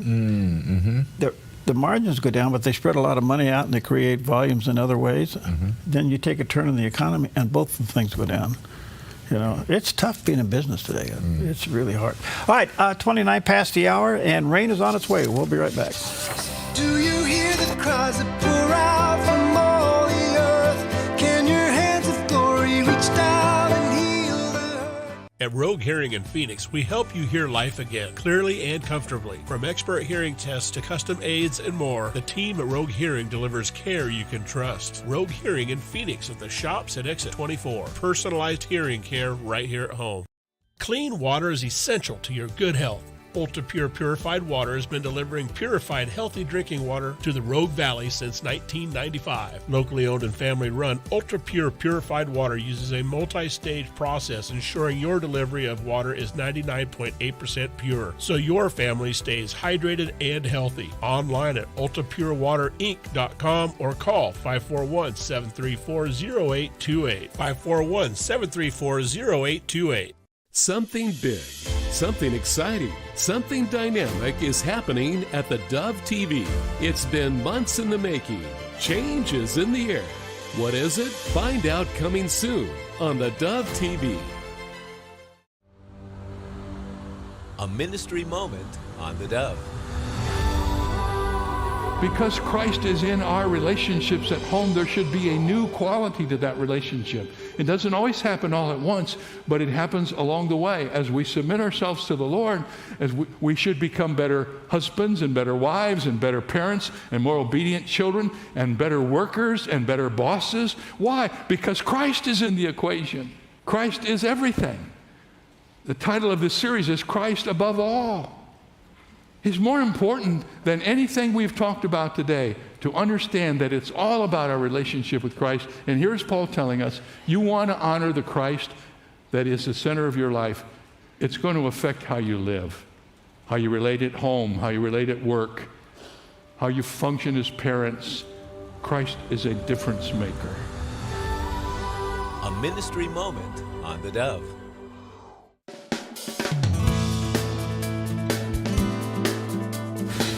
Welcome back. 29 minutes before the hour, as we watched last week, we watched Prime Minister Benjamin Netanyahu go to the UN and give a speech just prior to him getting up and being announced. Hundreds of these people from various countries got up and walked out. Yeah. It was the most disgusting thing you ever seen in your life. You got to ask yourself, what in the world is the purpose of the UN if they can't sit there and listen to a speech? Right. What's it all about?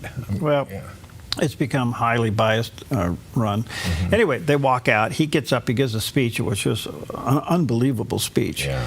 It was preceded by the president's speech. So these two guys who are vilified by everybody on earth. Yeah. So, well, today, the prime minister is with the president, at least over the weekend, and they're meeting with the various department heads. And the president had met with a lot of people from the Middle East on a 21-point plan that he had about ending the war.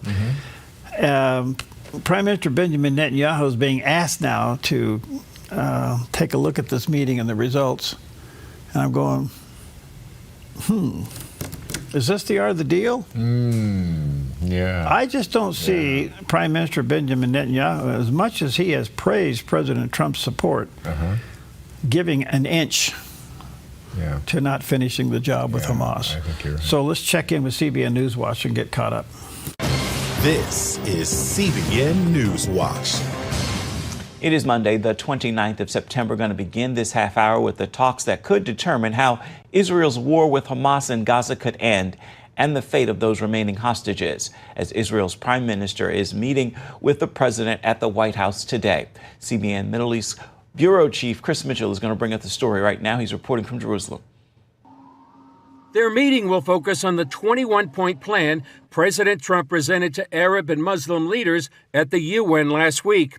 Netanyahu told Fox News the negotiations are still a work in progress. Well, we're working on it, Jackie. It's not been finalized yet, but we're working with President Trump's team, actually as we speak, and I hope we can make it a go, because we want to free our hostages. We want to get rid of Hamas rule and have them disarmed, Gaza demilitarized, and a new future set up for Gazans and Israelis alike, and for the whole region. On Truth Social, President Trump struck an optimistic tone. We have a real chance for greatness in the Middle East. All are on board for something special. First time ever. We will get it done. Details of the 21-point plan include Gaza to become a de-radicalized, terror-free zone. If both sides agree, the war ends immediately, and the IDF withdraws gradually. Within 48 hours of Israel's acceptance, all hostages, alive or deceased, returned. Gaza run by a temporary government until the Palestinian Authority reform is complete. It's not clear if Hamas has seen the proposal, but parts of it could be a tough sell in Israel. Prime Minister Netanyahu has repeatedly rejected any role for the Palestinian Authority in post-war Gaza or the creation of a Palestinian state. It's probably one of the most consequential meetings in the history of Israel since the 1948. I'll be that adamant. The conversation right now and the concern in Israel, and for all those who are Zionists, Jews and non-Jews from around the world, is President Trump's statement last week, where he came out very adamantly and said he will not let Netanyahu declare sovereignty in Judea and Samaria. Oren Seliger of the Yesha Council, which represents more than 500,000 Israelis, says a number of mayors who support declaring sovereignty flew to the U.S. to meet with Netanyahu. Is to tell him in Hebrew, Chazak ve'ematz, be strong, know that the country is behind you. He already knows that in the declaration at the Knesset, there was a declaration of sovereignty where 71 members of Knesset voted for sovereignty. The meeting at the White House comes as the IDF is pushing deeper into Gaza City, the last main stronghold of Hamas. The IDF chief of staff says the army is doing everything possible to quickly return the hostages and defeat Hamas. In the past few weeks, they've taken control of key neighborhoods in Gaza City. Prior to the assault, the IDF has sent text messages, made phone calls, and dropped thousands of leaflets urging civilians to evacuate combat zones. Hamas, on the other hand, has been trying to force people to stay. But so far, the IDF says about 750,000 residents of the city have left, but another 200,000 may still be in the city, some calling it the biggest human shield in history. But now all eyes are on today's White House meeting, a pivotal moment that could determine how and when the nearly 2-year war between Israel and Hamas finally ends. Netanyahu says he knows the war could end today. Every nation now in the world has to say one thing to Hamas: release the hostages, all of them, and lay down your arms. And if you do that, the war can come to an end immediately. Going to continue our coverage right now with Chris Mitchell. So, Chris, what is the hope in Israel for Netanyahu's meeting with President Trump today? Well, Ephraim, over here, they want the end of the war, but they want it on Israel's terms. In other words, not necessarily a premature end to the war, a complete defeat of Hamas. Many Israelis who have lost sons or daughters in the war, they don't want their sacrifice to be in vain. They don't want Hamas to no longer be able to govern Gaza, and especially the return of the hostages. So a critical meeting right now. The hope is that there'll be a path to peace, but that guarantees both security for Israel after the war and the victory over terror. Wow. We'll see what goes. Yeah. But anyway, you could speak into it, but you never know until the meeting's over. Yep. All right, let's check out the weather with a guy who is ever in a meeting. A look at our weather from Grange Co-op. With wet and cool conditions moving across our region today in northern Oregon and southern Washington, rain mainly after 10 a.m. with daytime highs in the mid to upper 60s for Vancouver, Portland, Wilsonville, and McMinnville. Continuing with rain as we move down the Willamette Valley with daytime high temperatures near 67 for Salem, Albany, and Eugene, and near 66 in Corvallis with a southwest wind around 6 miles per hour. In central Oregon, a chance of showers, breezy in mid-70s in Prineville. Showers likely with a high near 69 in Bend and 66 in Sun River. In Boise, Idaho, partly sunny with a chance of showers and a high near 78. Along the Oregon coast, rain and patchy fog in Coos Bay and Port Orford with highs near 67. Heavy rain and possibly thunderstorms with a high near 62 in Brookings, and rain in low 60s in Crescent City, California. In southern Oregon, showers and possibly a thunderstorm in the Rogue Valley with highs in the low 70s for Grants Pass, Medford, and Ashland. In the Klamath Basin, mostly cloudy with a chance of rain in mid-60s. Into northern California, showers likely with possibly a thunderstorm this afternoon in Wairika with a high near 71 and Redding near 73. A chance of showers for Chico with a high near 73 and Sacramento near 74. In the Bay Area, a chance of rain and patchy fog in Santa Rosa and Napa with highs in the low 70s. A chance of rain and breezy in San Francisco with a high near 72 and near 74 in San Jose with a slight chance of showers. A look at our Monday weather from Grange Co-op. All right, there's a picture of our valley at the south end, and you can see the weather coming in. Mm-hmm. And it's kind of mixed with some high clouds and smoke still in the valley. And to our new friends in Las Vegas, sunny and 87 today, so enjoy our new friends. Well, leave it to a country song to put the finger on the pulse of some of the things that are really important in our lives, like, well, remember the Johnny Lee song, Looking for Love in All the Wrong Places? No. That was a great song. No. Looking for love Okay. and all around. Well, maybe That's you just... as bad as all my exes live in Texas. That's the next chapter. Oh, is that it? Right. But it That's was... what happens when you look for love in all the wrong places. Well, They the end up key- in Texas. Right. The key is knowing where to look for love. And with Okay. that in mind, it was the earliest version of a dating service, and it opened for business on this day in history. On September 29th, 1650, English merchant and writer Henry Robinson opened what is sometimes called the world's first marriage bureau or dating agency in London. Known as the Office of Addresses and Encounters, Robinson's bureau provided a public service for people seeking spouses, employment, or housing. For a small fee, 6 pence, the service matched people. It was an early example of matchmaking organized as a business. Fast forward to today, the ways people find love has changed dramatically. According to recent surveys, about 37% of U.S. adults have used a dating app or site at some point in their lives. Some studies show that among younger adults, those under 30, half have used online dating platforms. From Henry Robinson's small bureau in 1650 London to Tinder, Bumble, and Match, matchmaking has evolved, but the goal remains the same: connection. Whether you call it a bureau, an app, or something in between, people will always seek love, and others will build services to help them find it. Well, yeah, there's a lot of money in it. There's a lot of money in it. But, oh well. You know, years ago when you fly on an airline, you would get these magazines in the seat and pocket. Yes, yeah. And I was always enamored by the corporate CEO dating services. Oh. In these magazines in the airline. Right. You know, so if you and it actually qualified you. If your income was about this amount of money, whatever it was, and you're looking for love in all the wrong places, hire me, right? And I'll find you somebody that can intellectually and maybe understand who you are at that level as a person. Yes. Yeah. You talk about big money. Right. Wow. Or, you know, if all else fails, you can have your mom set you up. Well, there are cultures out there where, you know, it's a truth. It's yeah, you just take what's given and to you. that's still going on. Yep. All right. Okay. Well, let's get out of here. All right. Do you ever feel like life is unfair? You ever get into a situation why does it seem like the bad person wins? Yeah. Yes. You know? Yeah. One of the questions that came out of Charlie Kirk, why, God? Why did you allow this? Yeah. I mean, here's a guy doing your work. Right. Okay. Anyway, Philip Rakin, he was with Crossway, and he talks about what do you do as a Christian when life's unfair? It's so unfair.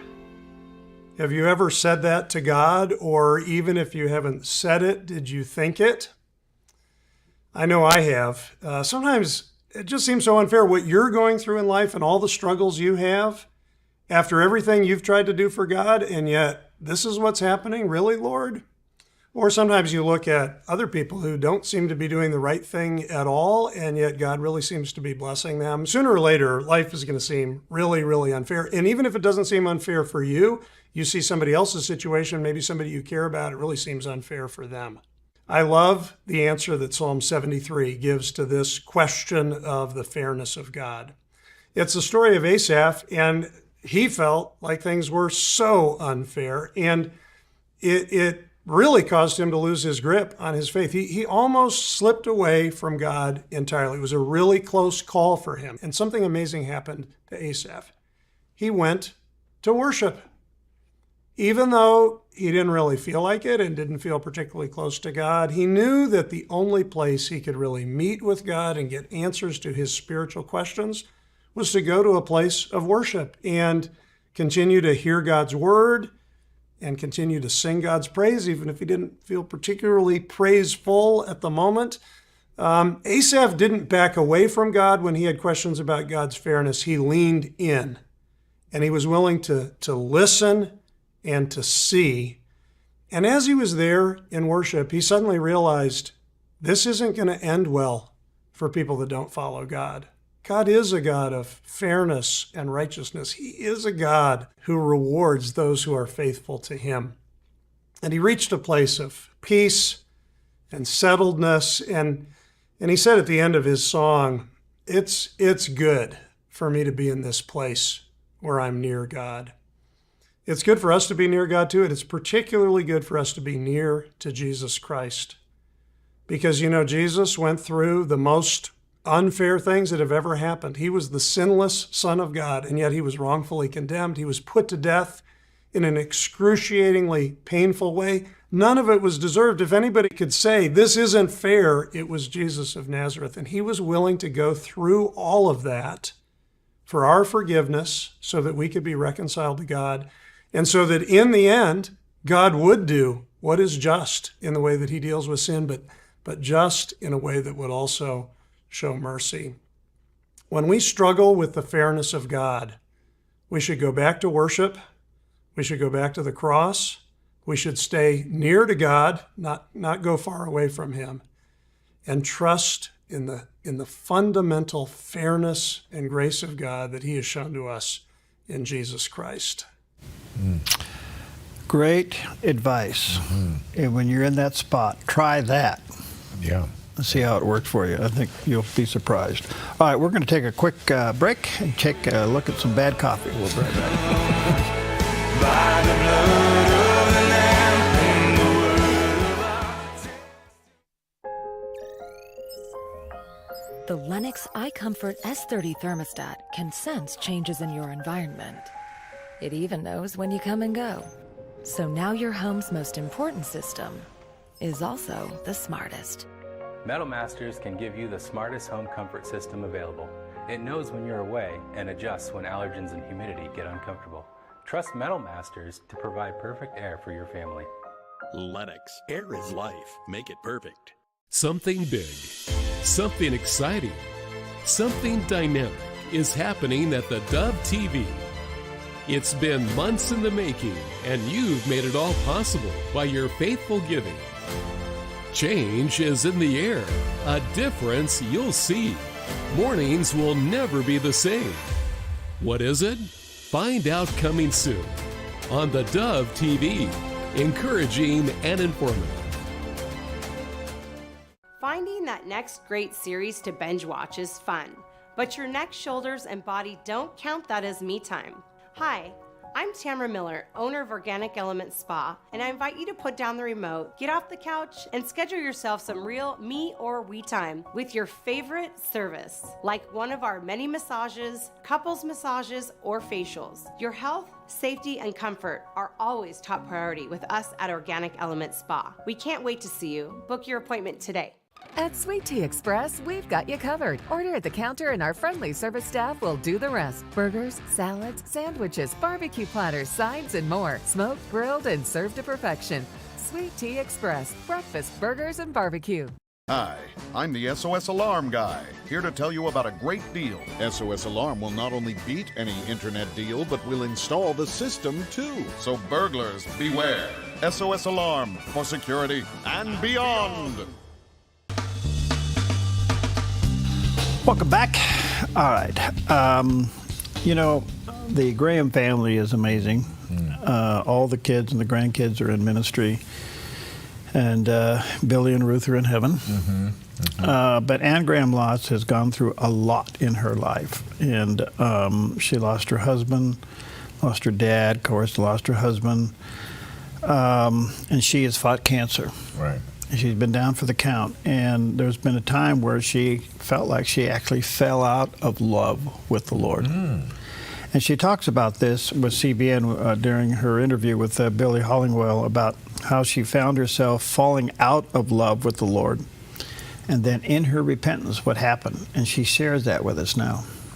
I was beginning to lose my love for him because I wasn't studying the scriptures on a in-depth basis. And so I repented of that and started to study the scriptures. And as a result, I did a Bible study of the book of Revelation. So the vision of his glory is really the fruit of my repentance. And so I went through verse 1 of the book of Revelation. It says the revelation of Jesus Christ. So right there, Bill, it gives the whole purpose of the book of Revelation is not primarily to reveal the future or to reveal prophecy. It's primarily to reveal Jesus. And we see Jesus in the book of Revelation in a way that you don't, the glimpses that we have in the Old Testament or in the Gospels or through the Acts and the establishment of the early church. We see Jesus in the book of Revelation in his glory, his majesty, his authority, his power, and it's thrilling. So the first coming of Jesus covered approximately 33 years from his birth to his death, his resurrection. Okay, so the second coming covers at least 7 years, and the first part of that 7 years, I believe, is what's called the rapture of the church. It's a catching up of believers in the air to meet him in the air. And there's no prophecy that needs to be fulfilled at this point. It's all been fulfilled for that to take place. So when that happens and the trumpet blows and we're caught up in the air to meet Jesus and reunited with our loved ones, then on earth, doesn't mean immediately, but there will be a peace treaty that a world leader signs with Israel, bringing peace to the Middle East. Everybody's working on it, but this world leader will bring that peace, and he will establish peace for 3.5 years, and then at that midpoint he'll break that treaty, and all hell breaks loose, and that's the last 3.5 years of that 7-year period. At the end of the 7-year period is when Jesus comes back in glory and majesty at the final battle we know of as Armageddon, and then he will set up his rule and reign on this earth. So I believe we're right on the cusp of that, and I can give you many biblical reasons for that. But the book of Revelation takes you through the first 3 chapters pretty much are for you and me as believers in Jesus. 4 and 5 is a glimpse into the throne room of heaven as Jesus prepares to come back and rule the world. And then 6 through 19 describes what takes place in that period, that 7-year period. So it's written in large part for people who are going to be living in that period and want to make sense of it. And then the last of Revelation, we have a glimpse into our heavenly home that is so beautiful that when you read it and when you look into what it means, you know that you want to go there. That's God's house and invite you to come live with him forever. And he's preparing it for you, Jesus said. So it's important that we know that we've RSVP'd to his invitation, and that will be our home when we step into eternity. Wow. Can she explain it or what? Oh, my goodness. Isn't that wonderful? So we start thinking a little bit of end times. Yeah. Does it feel like end times? Well, have you RSVP'd? Yes. I have. Okay. All right, good morning to you. Coming up, Dr. Tim Murphy will be with us. We'll be talking. He's now head of the Christian counseling group in the United States and what his goal is for that. In particular, some of the issues that Christian counselors are running into today. And there's a fine line between Christian counseling and biblical counseling, and that becomes a little bit of an issue. We'll talk about that. In the meantime, Bill Walton will be with us. It's always interesting. He's the chair of what they call Resolute Protector Foundation, and we'll be talking about some of the alliances with the West and what all that means. And then Oregon Representative Cliff Bentz, talked to him late Friday, and we'll play that for you coming up in a little bit. So let me ask you. Is your dog a good riding companion in your vehicle? How's she do? She does fine. Yeah. She really loves. She literally dances to get in. I love that. And she'll jump in the back seat, and if I jump out of the car to do something, she's in the front seat. How is her behavior while you're driving? Well, she does well. I have one of those things, that's kind of a little bit of a guard. Okay, all right. Some people put a net there. I have a little, but she'll lay down. She'll do fine. You're taking us there because there are, devices to help keep dogs away from drivers, and obviously the distraction that comes with that. Although I still see dogs on drivers' laps with their head out the window as they're driving. What's up with that? Well, it's stupid. Okay. Well, it brings up safety nets. They go in your car. They help keep the dog in the back and not in the driver's way. But do they really work? Well, here's proof. A woman's attempt to keep her dog safely contained in the car didn't quite go as planned, and the hilarious results have gone viral. She shared a video showing the pup determined to push through the safety net designed to limit distractions while driving. Instead of staying put, the dog went all in, testing the net with everything he had. She captioned the video on Instagram saying, "I'm going to the beach with my grandma. Unfortunately, I've fallen into a poacher's net." The pup's smooshed face pressing through the mesh has everyone cracking up. I guess so. Looks I like love a it. whale, a white whale, Moby Dick whale. It does. And what is it about getting in the car that dogs love so much? Let's go. I remember when we had a opportunity to take another used dog. Used dog. His name's Dewey. He was a Border Collie mix, and he belonged to a teacher of one of our kids. And she just couldn't take care of him anymore. And so she said, well, maybe your dad and mom can come up and see the dog. So I drove up, and I came with the car, and there was Dewey sitting there on the front yard, and I went and petted him, and everything was good. And I said, yeah, he's a nice dog. I said, it's okay, we can take him? She goes, yeah.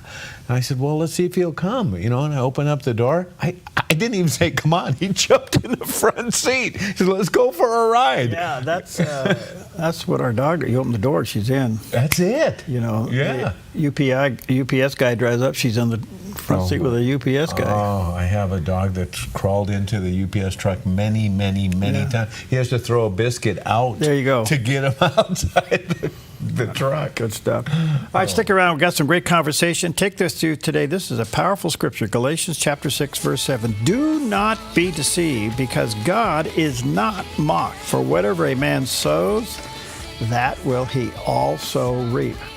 Now, I know a lot of people are praying for crop failure, but you'll reap what you sow, and then God can remake it for you. All right, get ready for some rain.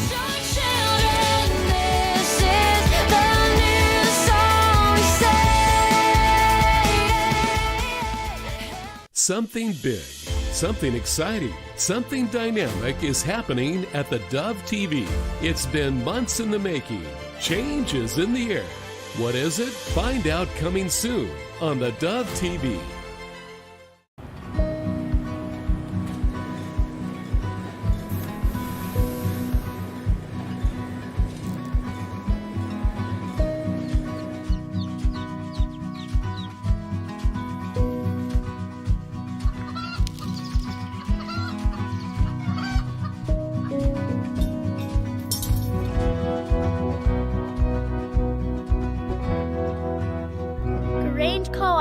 where big ideas grow. A ministry moment on the Dove. Baptism is merely a symbol of the spiritual reality. It declares what happens spiritually when we embrace Christ. When I go under the water, I identify with his death and with his burial. Because my friend, in God's eyes, it was me hanging on the cross. Jesus Christ died as my representative. He died as your representative. And when we go under the waters of baptism, I am fully identifying with his death and burial. Coming out of the water, I identify with his resurrection. He came up out of the grave, he received a new life, and death no longer has a hold on him. And my friend, when I embraced Jesus Christ, I came up out of the grave of sin, and sin no longer has a hold on me. A ministry moment on the Dove. You feel most alive where you feel most at home. And this is living.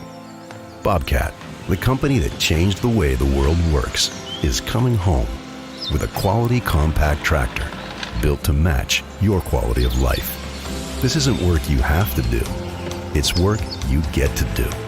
So get it done in a tractor that's all you.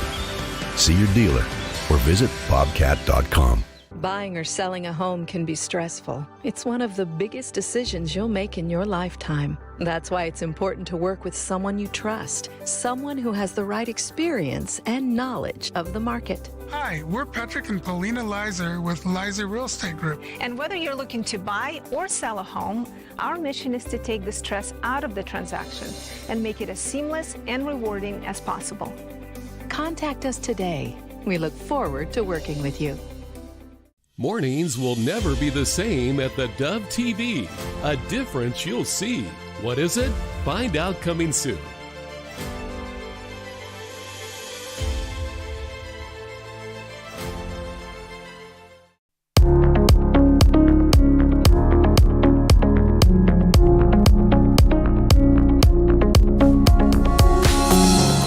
right, welcome back, and welcome to Focus Today. I'm your host, Perry Atkinson, and of course, there's a lot of things to consider today as it comes to global alliances. What is Russia, China, and India doing these days as it relates to the president's foreign policy, and in particular that between Russia and Ukraine?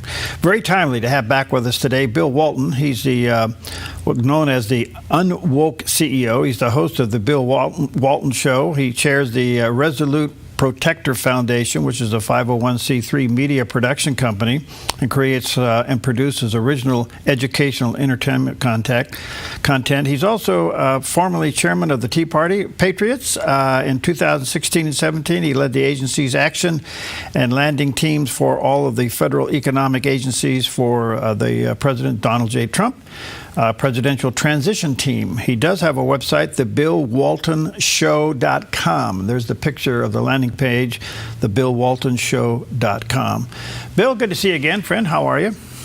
I'm doing great, Perry. Thanks for having me back on. You bet. Well, listen, we're watching with great curiosity the alliance of Russia, China, and India, and the president's now approach to those three based upon not only what's happening in Ukraine, but just overall their impact in the world. What's your thinking?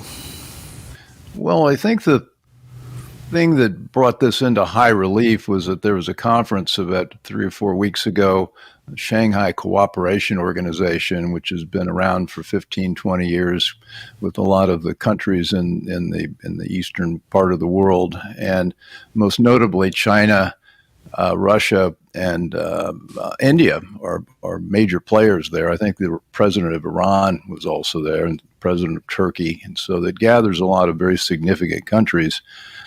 And we saw was very interesting that the reception before the conference, or as the conference was starting, informal, and we had a visual of Vladimir Putin walking hand in hand with President Modi of India, gleefully or happily smiling, and then going up to President Xi of China, who was also, his body language was also warm and welcoming, and the three of them stood and chatted as if they were long-lost friends. Now, as almost all your viewers who know history, India and China and Russia have a lot of conflicts with them over the last several centuries, and they haven't resolved that. But one of the really pernicious effects of the Russia invading Ukraine is that it's driven Russia into the hands of the care and feeding of China. And they've been sustaining themselves by selling oil and gas not only to China, but also their oil and gas to India. And it's a strange bedfellows arrangement where India is a democracy, China is a totalitarian Soviet state, and I think Putin's Russia is sort of a wannabe imperial czarist empire, and so they're now working together. And the other thing, well, I'll stop there. There's a lot we can go into. Well, I guess where I want to go with this, Bill, is that Russia's been has been poking a lot lately about what's going on over there, flying drones over Poland, actually invading the NATO airspace. All of this is quite serious. My question to you is, do you think the president in time will have to put some kind of sanctions, if not limitations, on China and India? Well, President Trump has decided to use tariffs as his preferred economic weapon, and he slapped 100% tariff on India. And China they're yet to negotiate the final outcome. It's interesting for somebody who has declared themselves an implacable enemy of the United States. We haven't quite finalized those tariffs, and they're sort of last in line as to what we're going to end up doing. Yeah, I think there will need to be some sanctions, some tariffs. What President Trump is doing, though, is sort of tactically clever, maybe strategically clever. He's telling the European countries, and India and anybody else who wants to end the war in Ukraine, look, you also have to slap sanctions and tariffs and stop doing business with Russia. And until you stop doing business with Russia, the United States is not going to be doing anything. So he's thrown the, I say not anything, but not as much as they would like him to do. So he's thrown the responsibility back to Europe. And they're not ready to shoulder that burden. So it's hard to know where this is going to end up. But they don't have the economic might, nor their militaries are frankly, I think the UK military is smaller than it was at the time of the American Revolution. It gives you some feel for how prepared they are for warfare. So he will, but it's up in the air. And I think President Trump has been very disappointed. He thought he had a relationship with Putin that would transcend all this, and instead of Putin going along with Trump's desire to wrap this war up and stop the killing, as he puts it, and we should stop the killing, he's opted to send drones into not only Ukraine, but I think Poland and some of the other verging on NATO countries. So this is Putin's has a way of being provocative right back at you. So, are you surprised that Russia's been at this going on 3 years? They haven't been able to bring this war into a landing, which has indicated that Russia's military is a whole lot unsophisticated than everybody thought it would be. It doesn't seem to have the power or the might to finish the job. Well, I was in the camp that thought Russia was going to wrap this thing up in 10 days. With the numerical advantage they had in tanks and armor and everything else that would be put into a modern land war, you'd think that this thing would be done. Instead, here we are over 3 years later, still dragging it on, and the amount of territory that Russia's taken is pitifully small relative to the resources they put into it. So yeah, they've revealed themselves to be, what they used to call the United States, that Russia's revealed itself to be a paper tiger. And whether their lack of progress is because they don't have the resources or because Putin's holding something back, we don't know. But it's a mystifying development, and I think in part he may not want to wrap up the war in Ukraine. It may be benefiting him up to this point, although, as I say that, their oil and gas assets that they've had, they're selling it, and it's dwindling down. And so if they start dipping deeply into their reserves, Russia will have really nothing strategically to bargain with except its nuclear armament. Were you surprised with the president coming out, basically doing a 180 with Ukraine and telling them, let's get this working with NATO? You need to get all your land back. That's quite a statement. Yes, I was. And there's a lot of posturing in that statement. It was one of the longer Truth Social statements he's made. And in there, that's where he called on the European countries to be involved in this and show their support for this resolution, which they're willing to offer rhetorical support, moral support, but not really anything that counts in terms of winning a war. So he's still, even with that, he's still leaving the resolution of the war up to Ukraine and up to the Europeans backing them up. And I don't think that's going to happen. So while it sounded very supportive, he didn't deliver the goods in terms of helping them win the war. So ultimately, I realize the Russian people are going to really suffer here, because wherever the pressure is applied, it shows up to the peoples. That's got to weaken Putin's position at home. But he's also getting troops from Korea to help fight the war. I mean, the whole thing seems to be unwinding on him. But if the president does put economic pressure on China and India, and he's also putting pressure now on the EU, NATO nations, to quit buying oil from Russia, he could bring them to their knees economically probably within hours.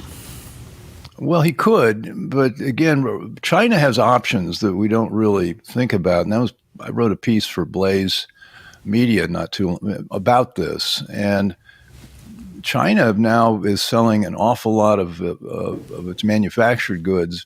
Well, it was selling a lot to Europe, but now that's more and more going to other countries in Southeast Asia.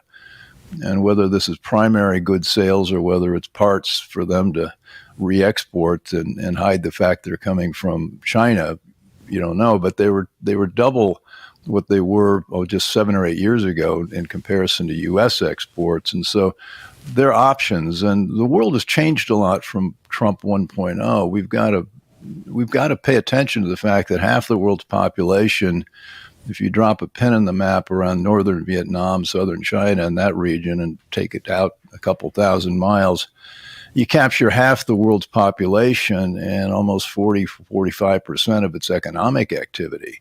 And we don't think about that, but those countries are doing very well, and they're growing, and they're beginning to emerge on the stage as actors on their own. They're no longer just dependent third world countries. That's happening as we resolve this debacle in Ukraine, and the rest of the world's moving along. Now, just as a footnote for that, China's also exporting its TikTok app to these other Asian countries, and they're using, as I understand it, TikTok is being used in sort of color revolutions in these other countries, and so they've got a bone to pick with China, who's also disrupting, their governments. So it's a complicated, messy world. I'm glad we've got Trump at the helm. I think he understands this complex pattern, but I think he's been surprised that through his force of personality, he hasn't been able to wrap it up.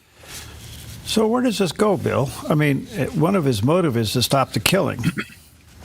Sooner or later, he's going to have to take some dramatic steps to stop the killing, and that means ending that war. That means putting pressure on Putin now, because he obviously has shown his hand that he doesn't want to cooperate. Well, I'm in the camp that thinks that we should stay clear of anything that resembles military commitment to Ukraine. Mm-hmm. We've already done that, in effect, through selling most of our. We've also sold down most of our own arsenal, and the cupboards are almost bare. So we, in terms of conventional warfare, our resources are dwindling, and so.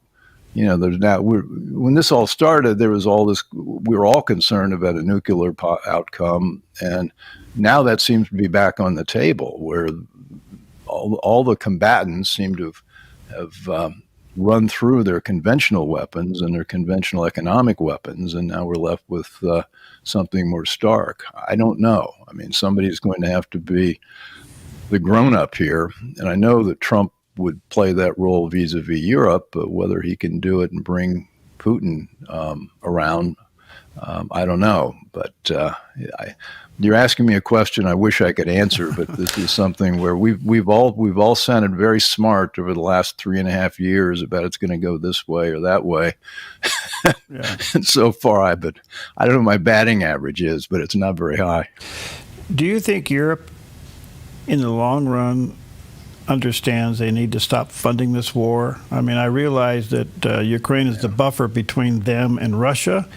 You've got NATO playing a big part, but if they would just cut in half their reliance on that oil, it seems like to me that would be a big deal.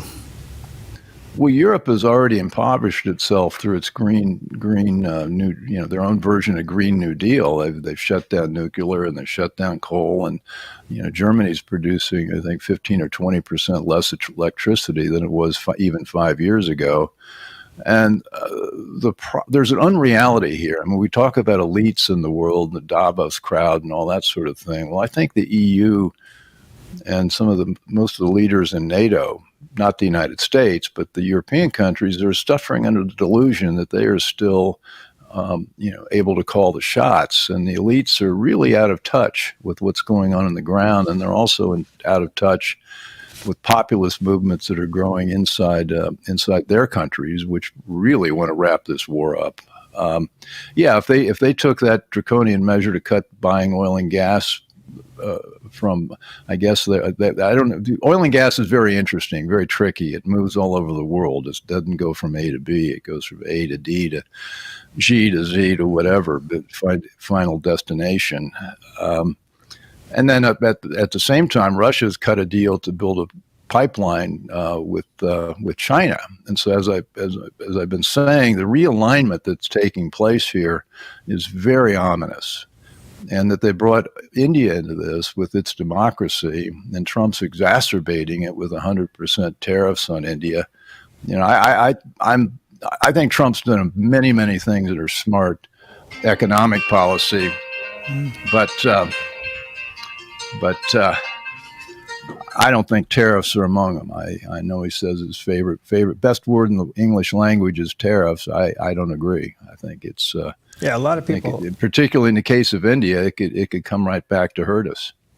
A lot of people believe that, and I get that. I guess that's going to be in the hands of the court here coming up in a few weeks. Yeah. What do you think? And well, I think these tariffs are illegal. I don't think he has the right to declare them as imperially as he has, and you know he's prone to do that sort of thing. But I think if you follow the letter of the language of the law, he's got to get Congress involved, and I think that's where we're going to end up. Now, whether he'll abide by that, jury's also out on that. Okay. Check out thebillwaltonshow.com. That's the website. That's where also you can check out the show. There's a picture of the landing page, thebillwaltonshow.com. Bill, you're fascinating. Thank you. Thanks for your deep thinking. Great questions. Great questions. I hope we get a good resolution from this. Me too. Yeah. All right. See you later. We're counting on it.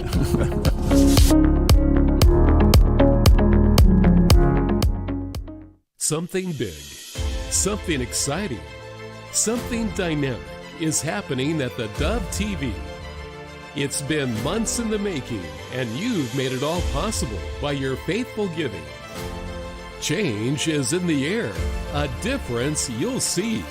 Mornings will never be the same. What is it? Find out coming soon on the Dove TV, encouraging and informative. Chris Silva understands your home and your commercial buildings are two of the largest investments most people make in a lifetime. One is for your family, the other is to support your family financially. That is why Chris Silva Painting goes the extra mile to protect both homes and commercial buildings with proper painting preparation and high-quality primers and paints. Serving Southern Oregon since 2006, this family-owned and operated business has painted over 1,000 homes. Chris Silva Painting offers an industry-leading 5-year warranty that covers materials and labor on all painting projects work for both residential and commercial buildings, both interior and exterior painting. Chris and his crew are courteous, they are efficient, organized, timely, and clean. Chris Silva Painting also offers military discounts. At Chris Silva Painting, our mission statement is to bring Christ's heart and principles to our customers and our job sites. We do that with honesty, integrity, and hard work. We don't cut corners, we paint them. CCB number 176097. Chris Silva Painting, 541-890-3960. At Kelly's Automotive Service, being good stewards of what God has entrusted to us is at the core of our business. We believe what we do matters.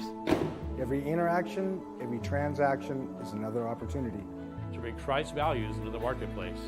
If you're a technician who wants to be part of something bigger, or just looking for a new shop to bring your vehicle, we would love to meet you.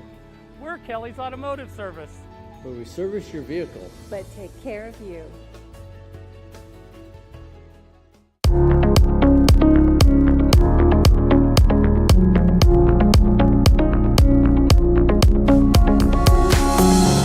Okay, welcome back, and always a delight when we have time to sit down with our congressman. Representative Cliff Bentz is with me today. He represents Oregon's Congressional District Number 2, and this is what it looks like when you don't get any sleep. Some truth to that. All you do is live on airplanes, banana peels, and roller skates. Hey, thanks for coming in. How are you? Well, I'm good. I'm happy to be here. Good. And I'm happy to be back in Oregon, and hoping I don't have to hop on a plane in Monday morning and fly back to D.C. and vote and hop back on the plane and fly back. So, okay, well, you got a lot going on. Short time, a lot of questions. Are we going to shut the government down? I hope not. Right now, I've been saying it's about 60-40 that we'll keep the government open. It's up to the Senate. It's up to the Democrats in the Senate because we Republicans already passed the continuing resolution across the floor of the House. It would keep the government open until November 21st. And that gives us enough time, we think, to complete our work on the appropriation packages. And there are 12 of them. 3 have already passed across the floor. And it gets a little confusing because there's a lot of activity in each of those spaces, but we need until the 21st to complete what we call regular order, which means doing it right, not cramming everything into one big, horrible bill nobody's read. Right. Instead, each bill making its way through the appropriate committee. And so that exercise has been ongoing and working. Okay. And then some of the bills have made their way to the Senate and have been passed there. But we need this extra time to complete that regular order process. Any indication if Senator Schumer will just play politics and not pass it? I mean, what would be his reason to just gum this up and shut it down?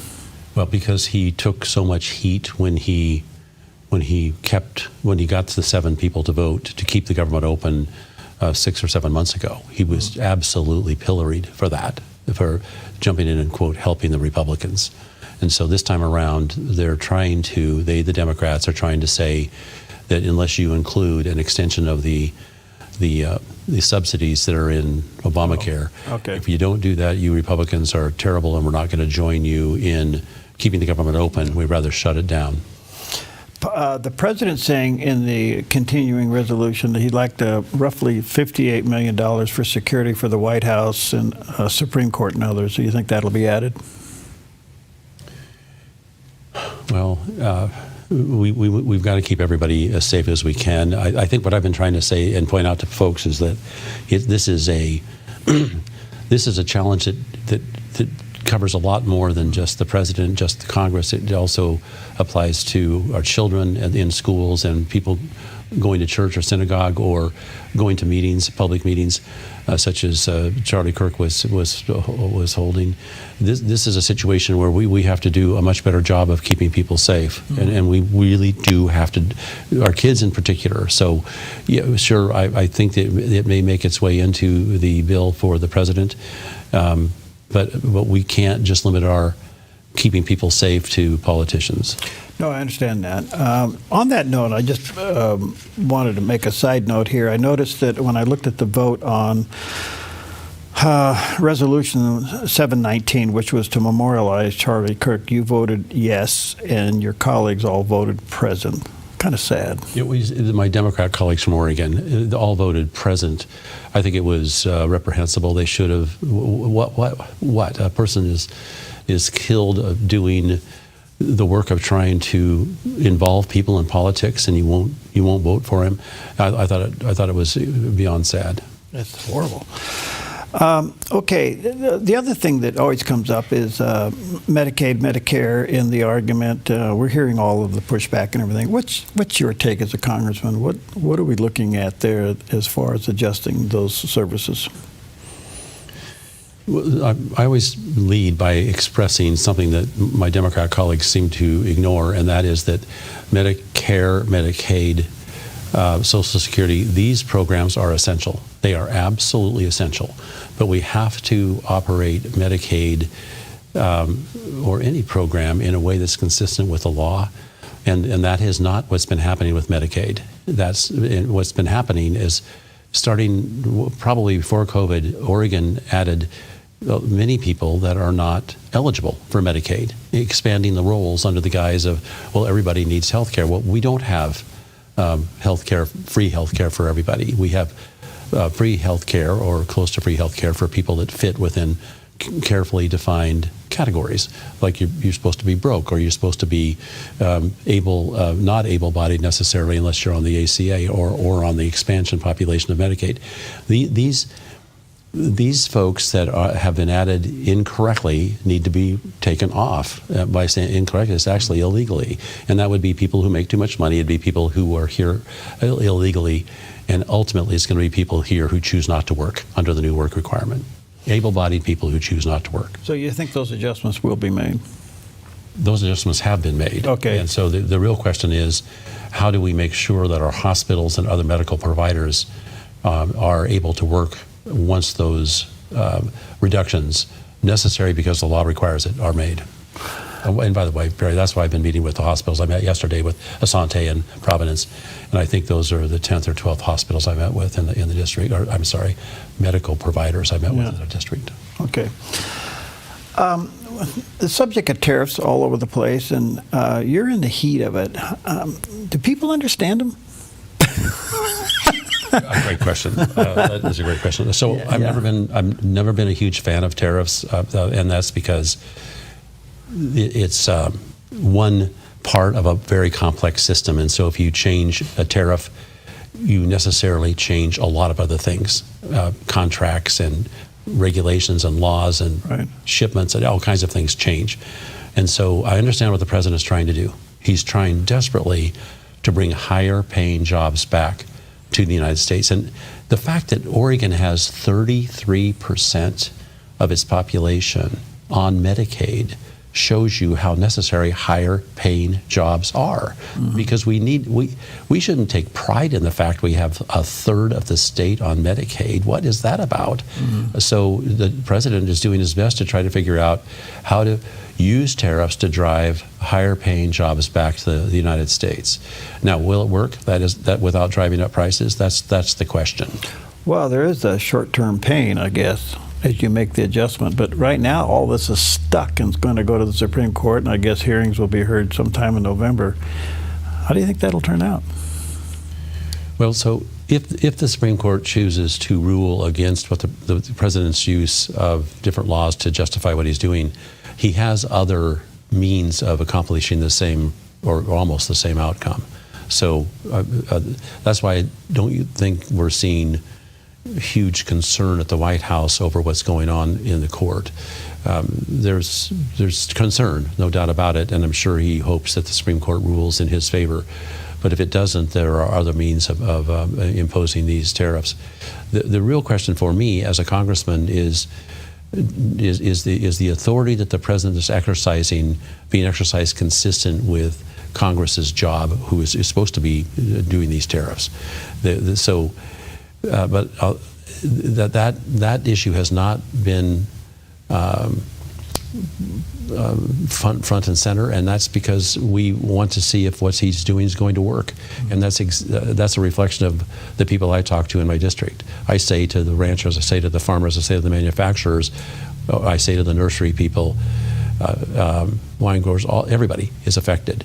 What do you want me to do? Do you want me to go to the White House and say these are hurting us? What do you want me to do? And they have said, we want you to wait and see if it's going to work. Okay. Just a side note, are you walking the streets of D.C. at night okay? Well, I do walk the streets of D.C. at night. I'm very careful which streets I walk, I'll tell you that much. Yeah. I will tell you that the National Guard in D.C. has had a very positive impact, and legally that's acceptable for them to have been called. And even the Mayor Bowser, has agreed that the troops coming into D.C. have had a positive impact. We've also passed some laws to try to help in making Washington, D.C. safer. Carjacking's down 87% in D.C. Wow. Since so it's working. Well, yes, it is working. And even the mayor would agree with that. A couple quick questions. As you know, the fire map proposal in the state of Oregon came out, and it was huge controversy. I'm sure you're well aware of it. And then even the author of the bill voted against it, and it went down. But the residual effect is, and they deny this, but it's true, and that is the insurance entries come up with their own. Yes. And the residual effect of that proposal, people are not getting insured. What can be done?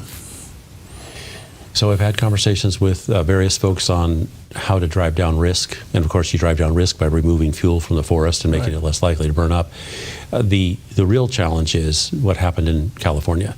And when all of a huge portion of Los Angeles burned up, the insurance companies took horrific losses. And so their tolerance for risk now is at an all-time low. And that's why you see I'm going to say a good excuse was the fire map, the bad idea, not a good idea, and that gave, even though the law says they can't look at the fire map and shouldn't look at the fire map, I'm guessing they look at the fire map. Oh gosh! And so how we drive down risk though is the real issue, and more to the point, how in the long term, in the long run, do we reduce the damage that these fires are doing? And the way you do it is by removing fuel from the forest and from the area around homes. That has to happen. And Democrats have been extremely good at creating obstacles for us to get into the woods and we drive down risk and thus drive down the chances of losing insurance. And I just think it's incumbent upon us in Congress to call out who it is that's making it difficult to reduce risk. Yeah. And it's those that would prevent us from getting back into the forest. Okay, you're on some different committees now, and a good one. What's on Congressman Bent's to-do list? What do you want to do? So because I'm on the Energy and Commerce Committee and I'm on the subcommittee on energy, I've been focusing on Bonneville Power Administration, and I've been saying, why hasn't Bonneville Power been successful in allowing or making construction of transmission happen? We have many energy projects on the table, but no way to get the energy to people who need it, because transmission, poor Bonneville, it is stuck years and years and years ago in its approach to building things. I have suggested, and I think Bonneville generally agrees, that they allow self-build, which means people who are building these energy production facilities can build their own transmission under the oversight of Bonneville Power. Mm-hmm. So I've been working on that. I try to work a little bit on that every day, and I have some great help. So that's an important thing. I mentioned earlier the subcommittee that is overseeing the name, image, and likeness for college athletics. Mm. And I've played a serious role in trying to make sure that we don't give away the farm while we're trying to fix that situation, which is extremely complicated. I'm happy to be involved in those conversations. Of course, the conversations. I'm also on the healthcare subcommittee, and in our work in trying to make sure that the changes we made in the Medicaid space are appropriate for accomplishing the purpose that we're trying to do, which is to make the system work better and more efficiently and more consistent with the law, and while at the same time making sure we have everybody out here protected. All right, let me just say to our viewers and listeners, bentz.house.gov is his website. There's a picture of the landing page. Bentz, BENTZ.house.gov is his website. I will say this, Congressman and his team is very responsive, and they're there for you, so check it out. One quick question back to the continuing resolution, and it goes to the Senate. Is there a margin there? I mean, doesn't the Senate have the votes to pass this, or it has to be by a certain margin? 60 votes out of 100, and that means Republicans have 53, so you have to have 7 Democrats join you, and that's what Schumer's in charge of, those 7 Democrats. And right now, I have to tell you, the entire flow of the Democrats is to fight and ignore and demean Republicans, and they're doing that because they think that's the only way that they can gain ground against us. We're winning in many different places. I mentioned to one person earlier today, it appears, and I don't say this in a gleeing way, just obvious observation, it appears now that all 4 tires of the Democrats have a leak in it. Well, that's one, I haven't heard that before, but I mean, they think this thing is, they're losing. Well, they're losing because a lot of what we're doing they've known should have been done for many years, and right. What can they say? When you see policies actually, when you see things actually happen after years of just nothing, what do you do? Yeah. And they're struggling to make themselves relevant, and one of the ways they're thinking they need to do it is by being really loud and really difficult to get along with. Their only message is Trump's a jerk and you Republicans are idiots. I mean, that seems to be their only message. I think you've summarized it. That's their position. Thanks for coming in. Good to see you. Thanks for your work. It's great to be here. Thank you. We'll be right back.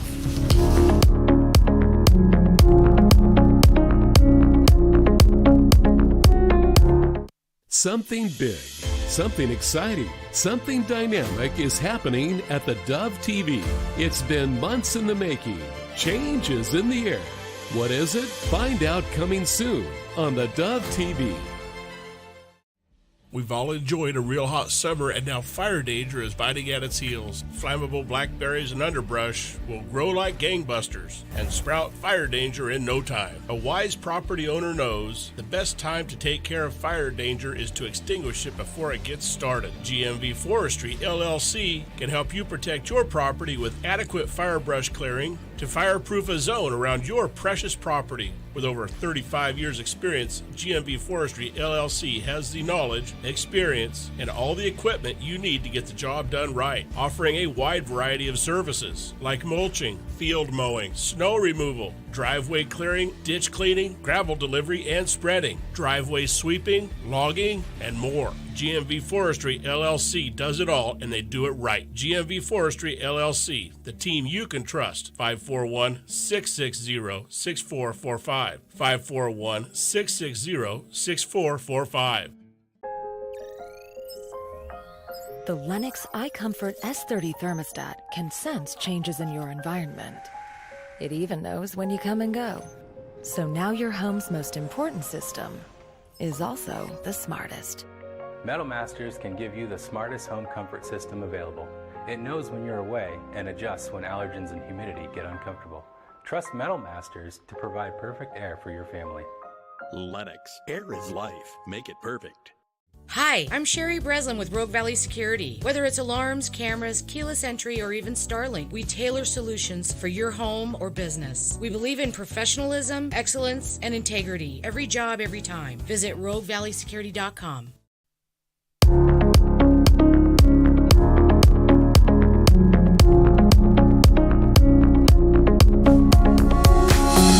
Well, welcome back, and always an honor to have with us Dr. Tim Murphy. I always considered his time to be very valuable. He is a licensed psychologist. He's a clinical director there at Fortis Future, which is a center focusing on the care of veterans, military, and first responders with PTSD.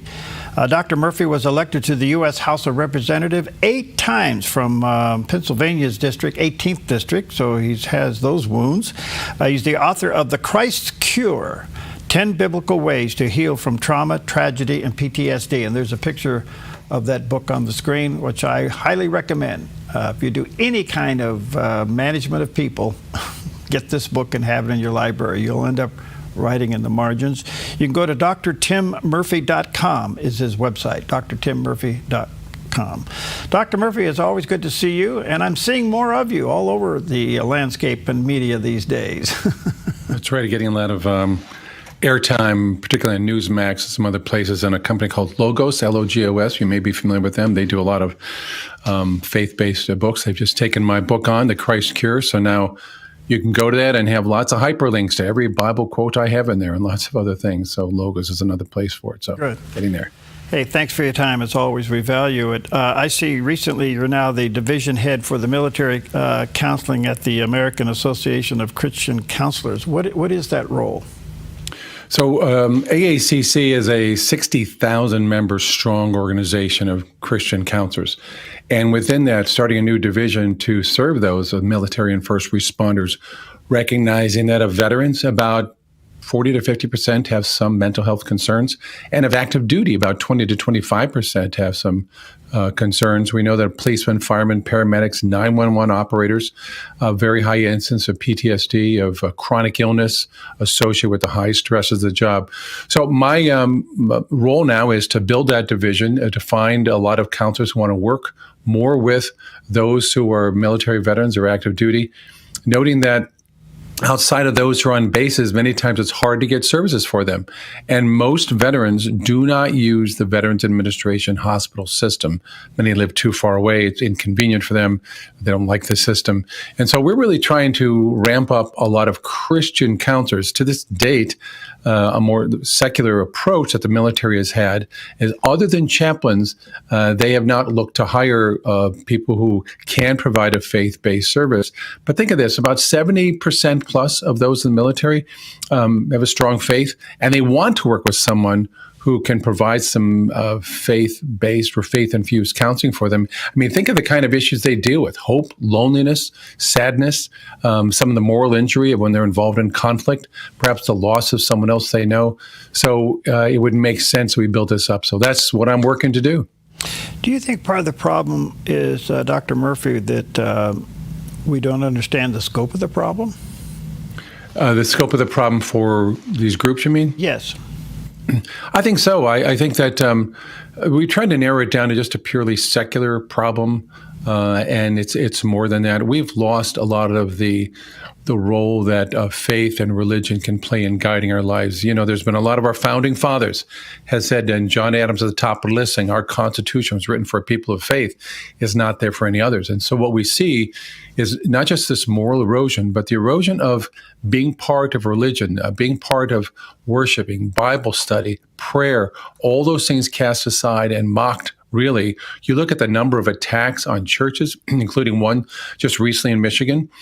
Someone drove into a church and killed a number of people, set it on fire too.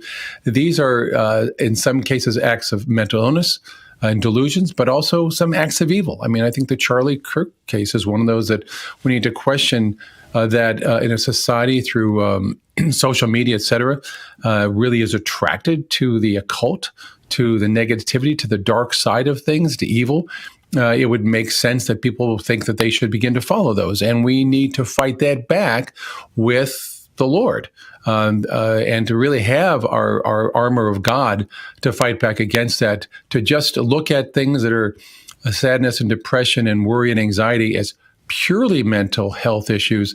In many cases, that misses the mark, because I think in many cases, you're talking about people who say, I don't know where to go. I've lost hope. Where do I go for that? Well, you go to prayer, you go to the Lord, and that's where hope is in abundance and grace is in infinite abundance. And as a society, we've really lost a lot of that, and we need to get back to it. The other challenge before you and others is the whole aspect of Christian counseling being acceptable on the broader sense of things. And are you finding that to be a struggle? It's a big, big struggle. In fact, today in Washington, D.C. at the Museum of the Bible, the Department of Justice is holding hearings on education and religion. In particular, education of people who are counselors. You have a lot of counseling programs which will specifically go after students who may want to do their dissertation or their thesis for their master's or doctoral program on the role of faith or how that can influence counseling. In some cases, I've heard of cases where people are driven out of the program or told you cannot do that. The American Counseling Association is very specifically anti-Christian, probably anti-religion across the board. The American Psychological Association, I know, and the Pennsylvania Psychological Association, I know, very rarely have workshops or training for people who are faith-based counselors.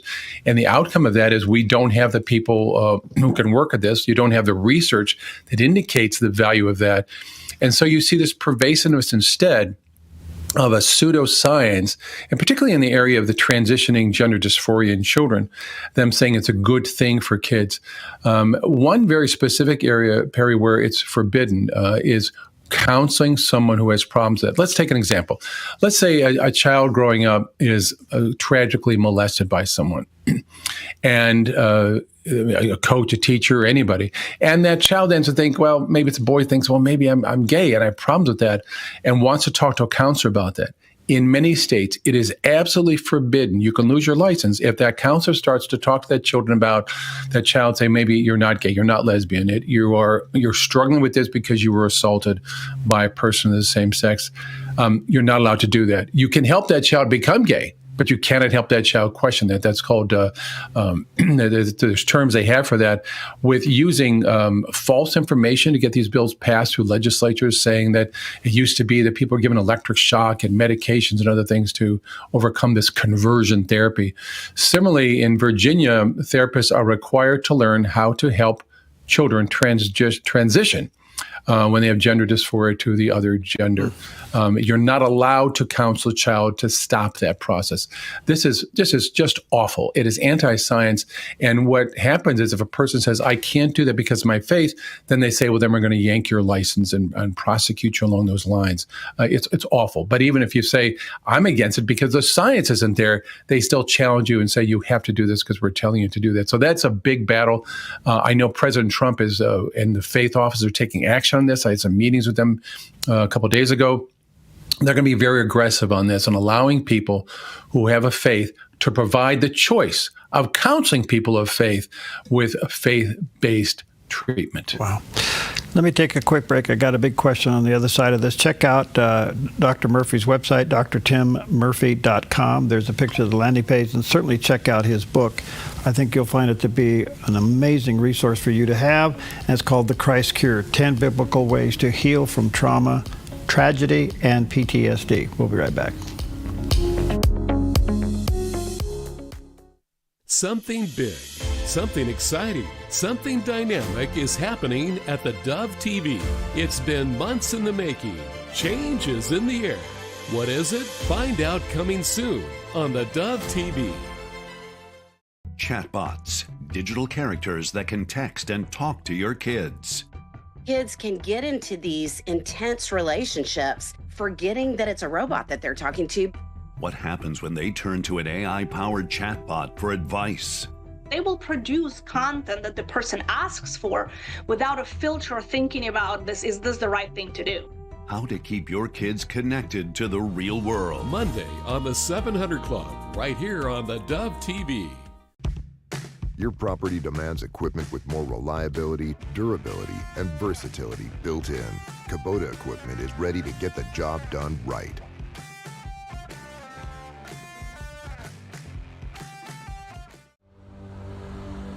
A ministry moment on the Dove. Now notice when Jesus called his disciples, he never hid from them the fact that to follow him meant suffering, persecution, and death. We have a great deal of what someone has called cheap grace. Easy to follow Christ. Easy to get in the church. In Jesus' day, he called them to suffering. He didn't call them to a playground. He called them to a battlefield. He called them to war, spiritual war. And he said, you're going to suffer, and you're going to be wounded, and you're going to die in my cause, because the world is going to reject me. This world that's dominated by evil and sin will reject me. A ministry moment on the Dove.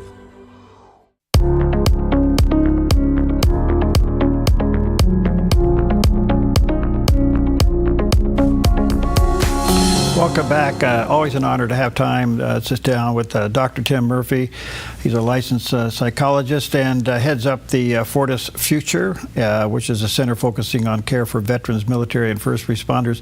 By the way, he's also now division head of the military counseling at the American Association of Christian Counselors. His book is a must to have in your library, The Christ Cure, 10 Biblical Ways to Heal from Trauma, Tragedy, and PTSD. This is an amazing resource. And then check out his website, drtimmurphy.com. Dr. Murphy, just back to some of the struggles that Christian counseling is having as a whole in our culture and being accepted, especially when it comes to this whole issue of gender dysphoria with young people. Isn't this child abuse? I think it is. Under any other circumstances, this kind of mutilation, with the science not being there for it, is child abuse. When you look at this, Perry, this gets very frightening, because it wasn't too long ago that many of these issues were considered along the lines of unethical practices. Now you have groups out there even pushing for acceptance of those who are involved with pedophile behavior.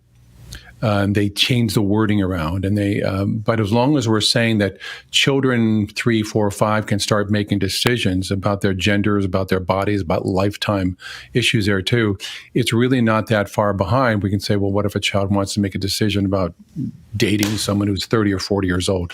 It's pretty absurd. But the science is not there. Clearly, the science is not there to support these permanent changes to a child's body.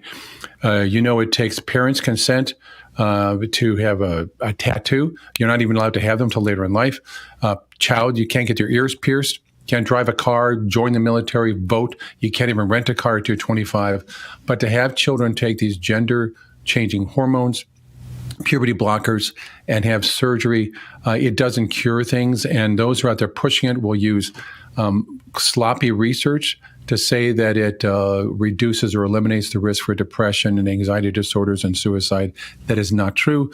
A massive study out of Denmark said it increases the risk or increases the incidence of suicide attempts that require medical care by over 7 times, so 700%, and the increase in suicide deaths by 350%. So this stuff where people say, well, do you want a dead son or living daughter, is absolute hogwash. They shouldn't be saying that to parents.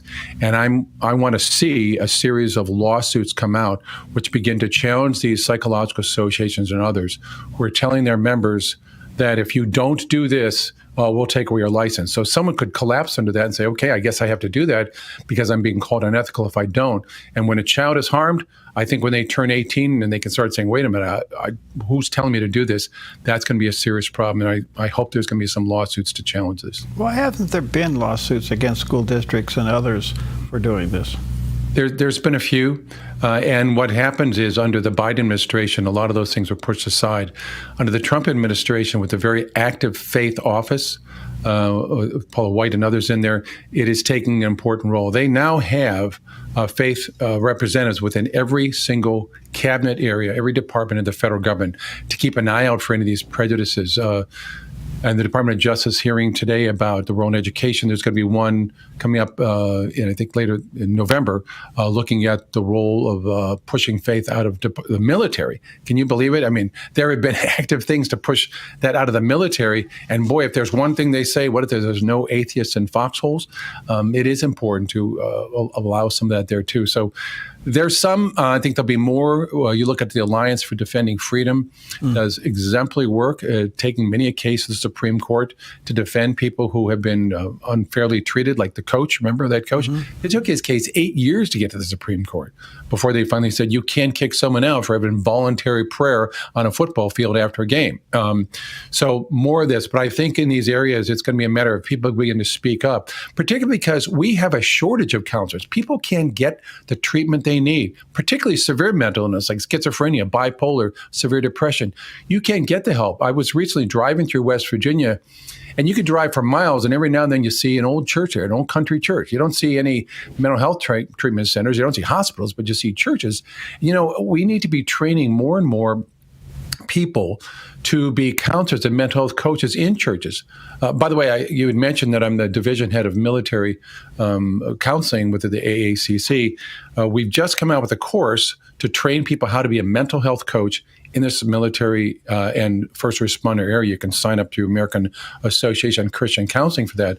And our goal is to get clergy and lay people within these churches throughout the nation to understand what they could be doing. It may not be psychiatric level or providing medication or intense counseling, but we need to be doing a lot on the grassroots ground level within the congregation and in the community. You know, the church's boundaries doesn't end at the door or the back pew. It really reaches out in the community, and past administrations have blocked that. The Trump administration is being aggressive to saying we need to have this as an option for people who want it. We're not forcing anybody, but we need to have this because otherwise people go without care, and then you have tragedy when you don't have treatment.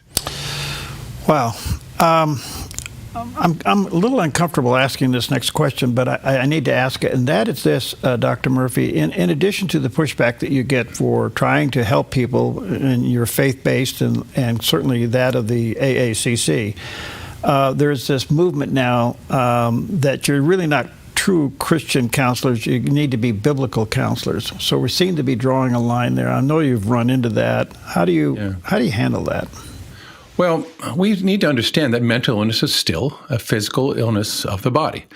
And there are things that happen with depression, anxiety that causes inflammation in the brain and stress hormones, which affect the entire body, which can exacerbate depression, anxiety.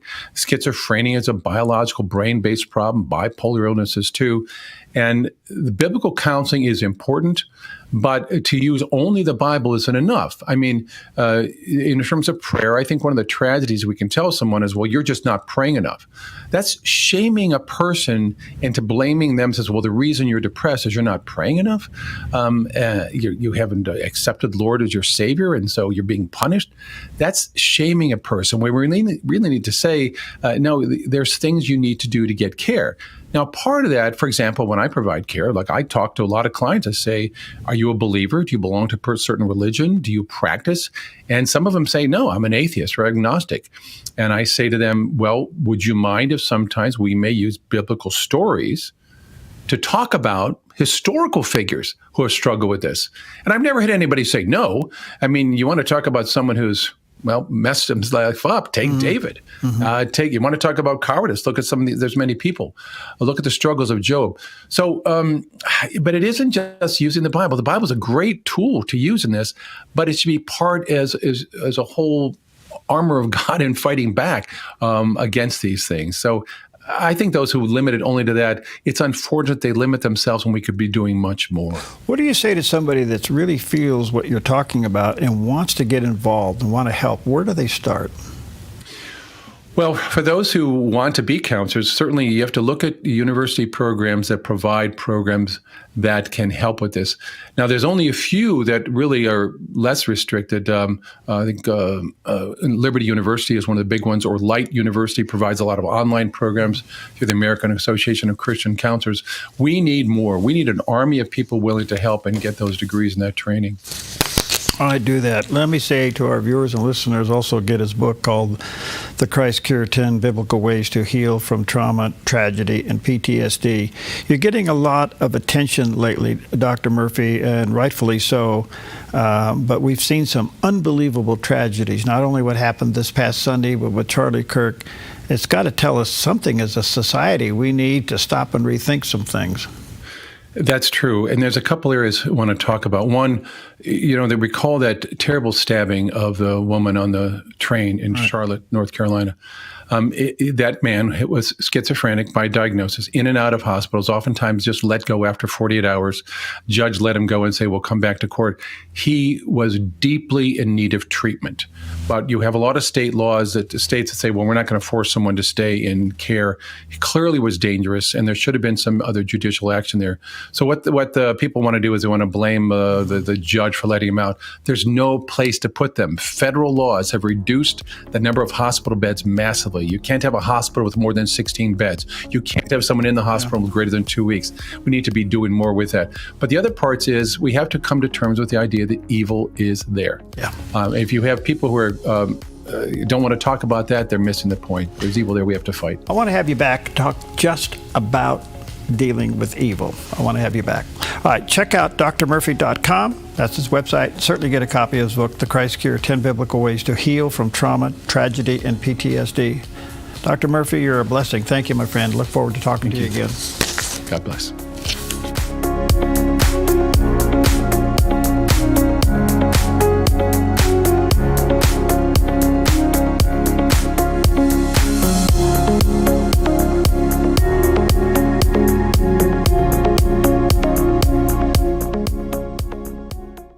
Something big, something exciting, something dynamic is happening at the Dove TV. It's been months in the making. Change is in the air. What is it? Find out coming soon on the Dove TV. Come fall in love with Northridge Senior Living.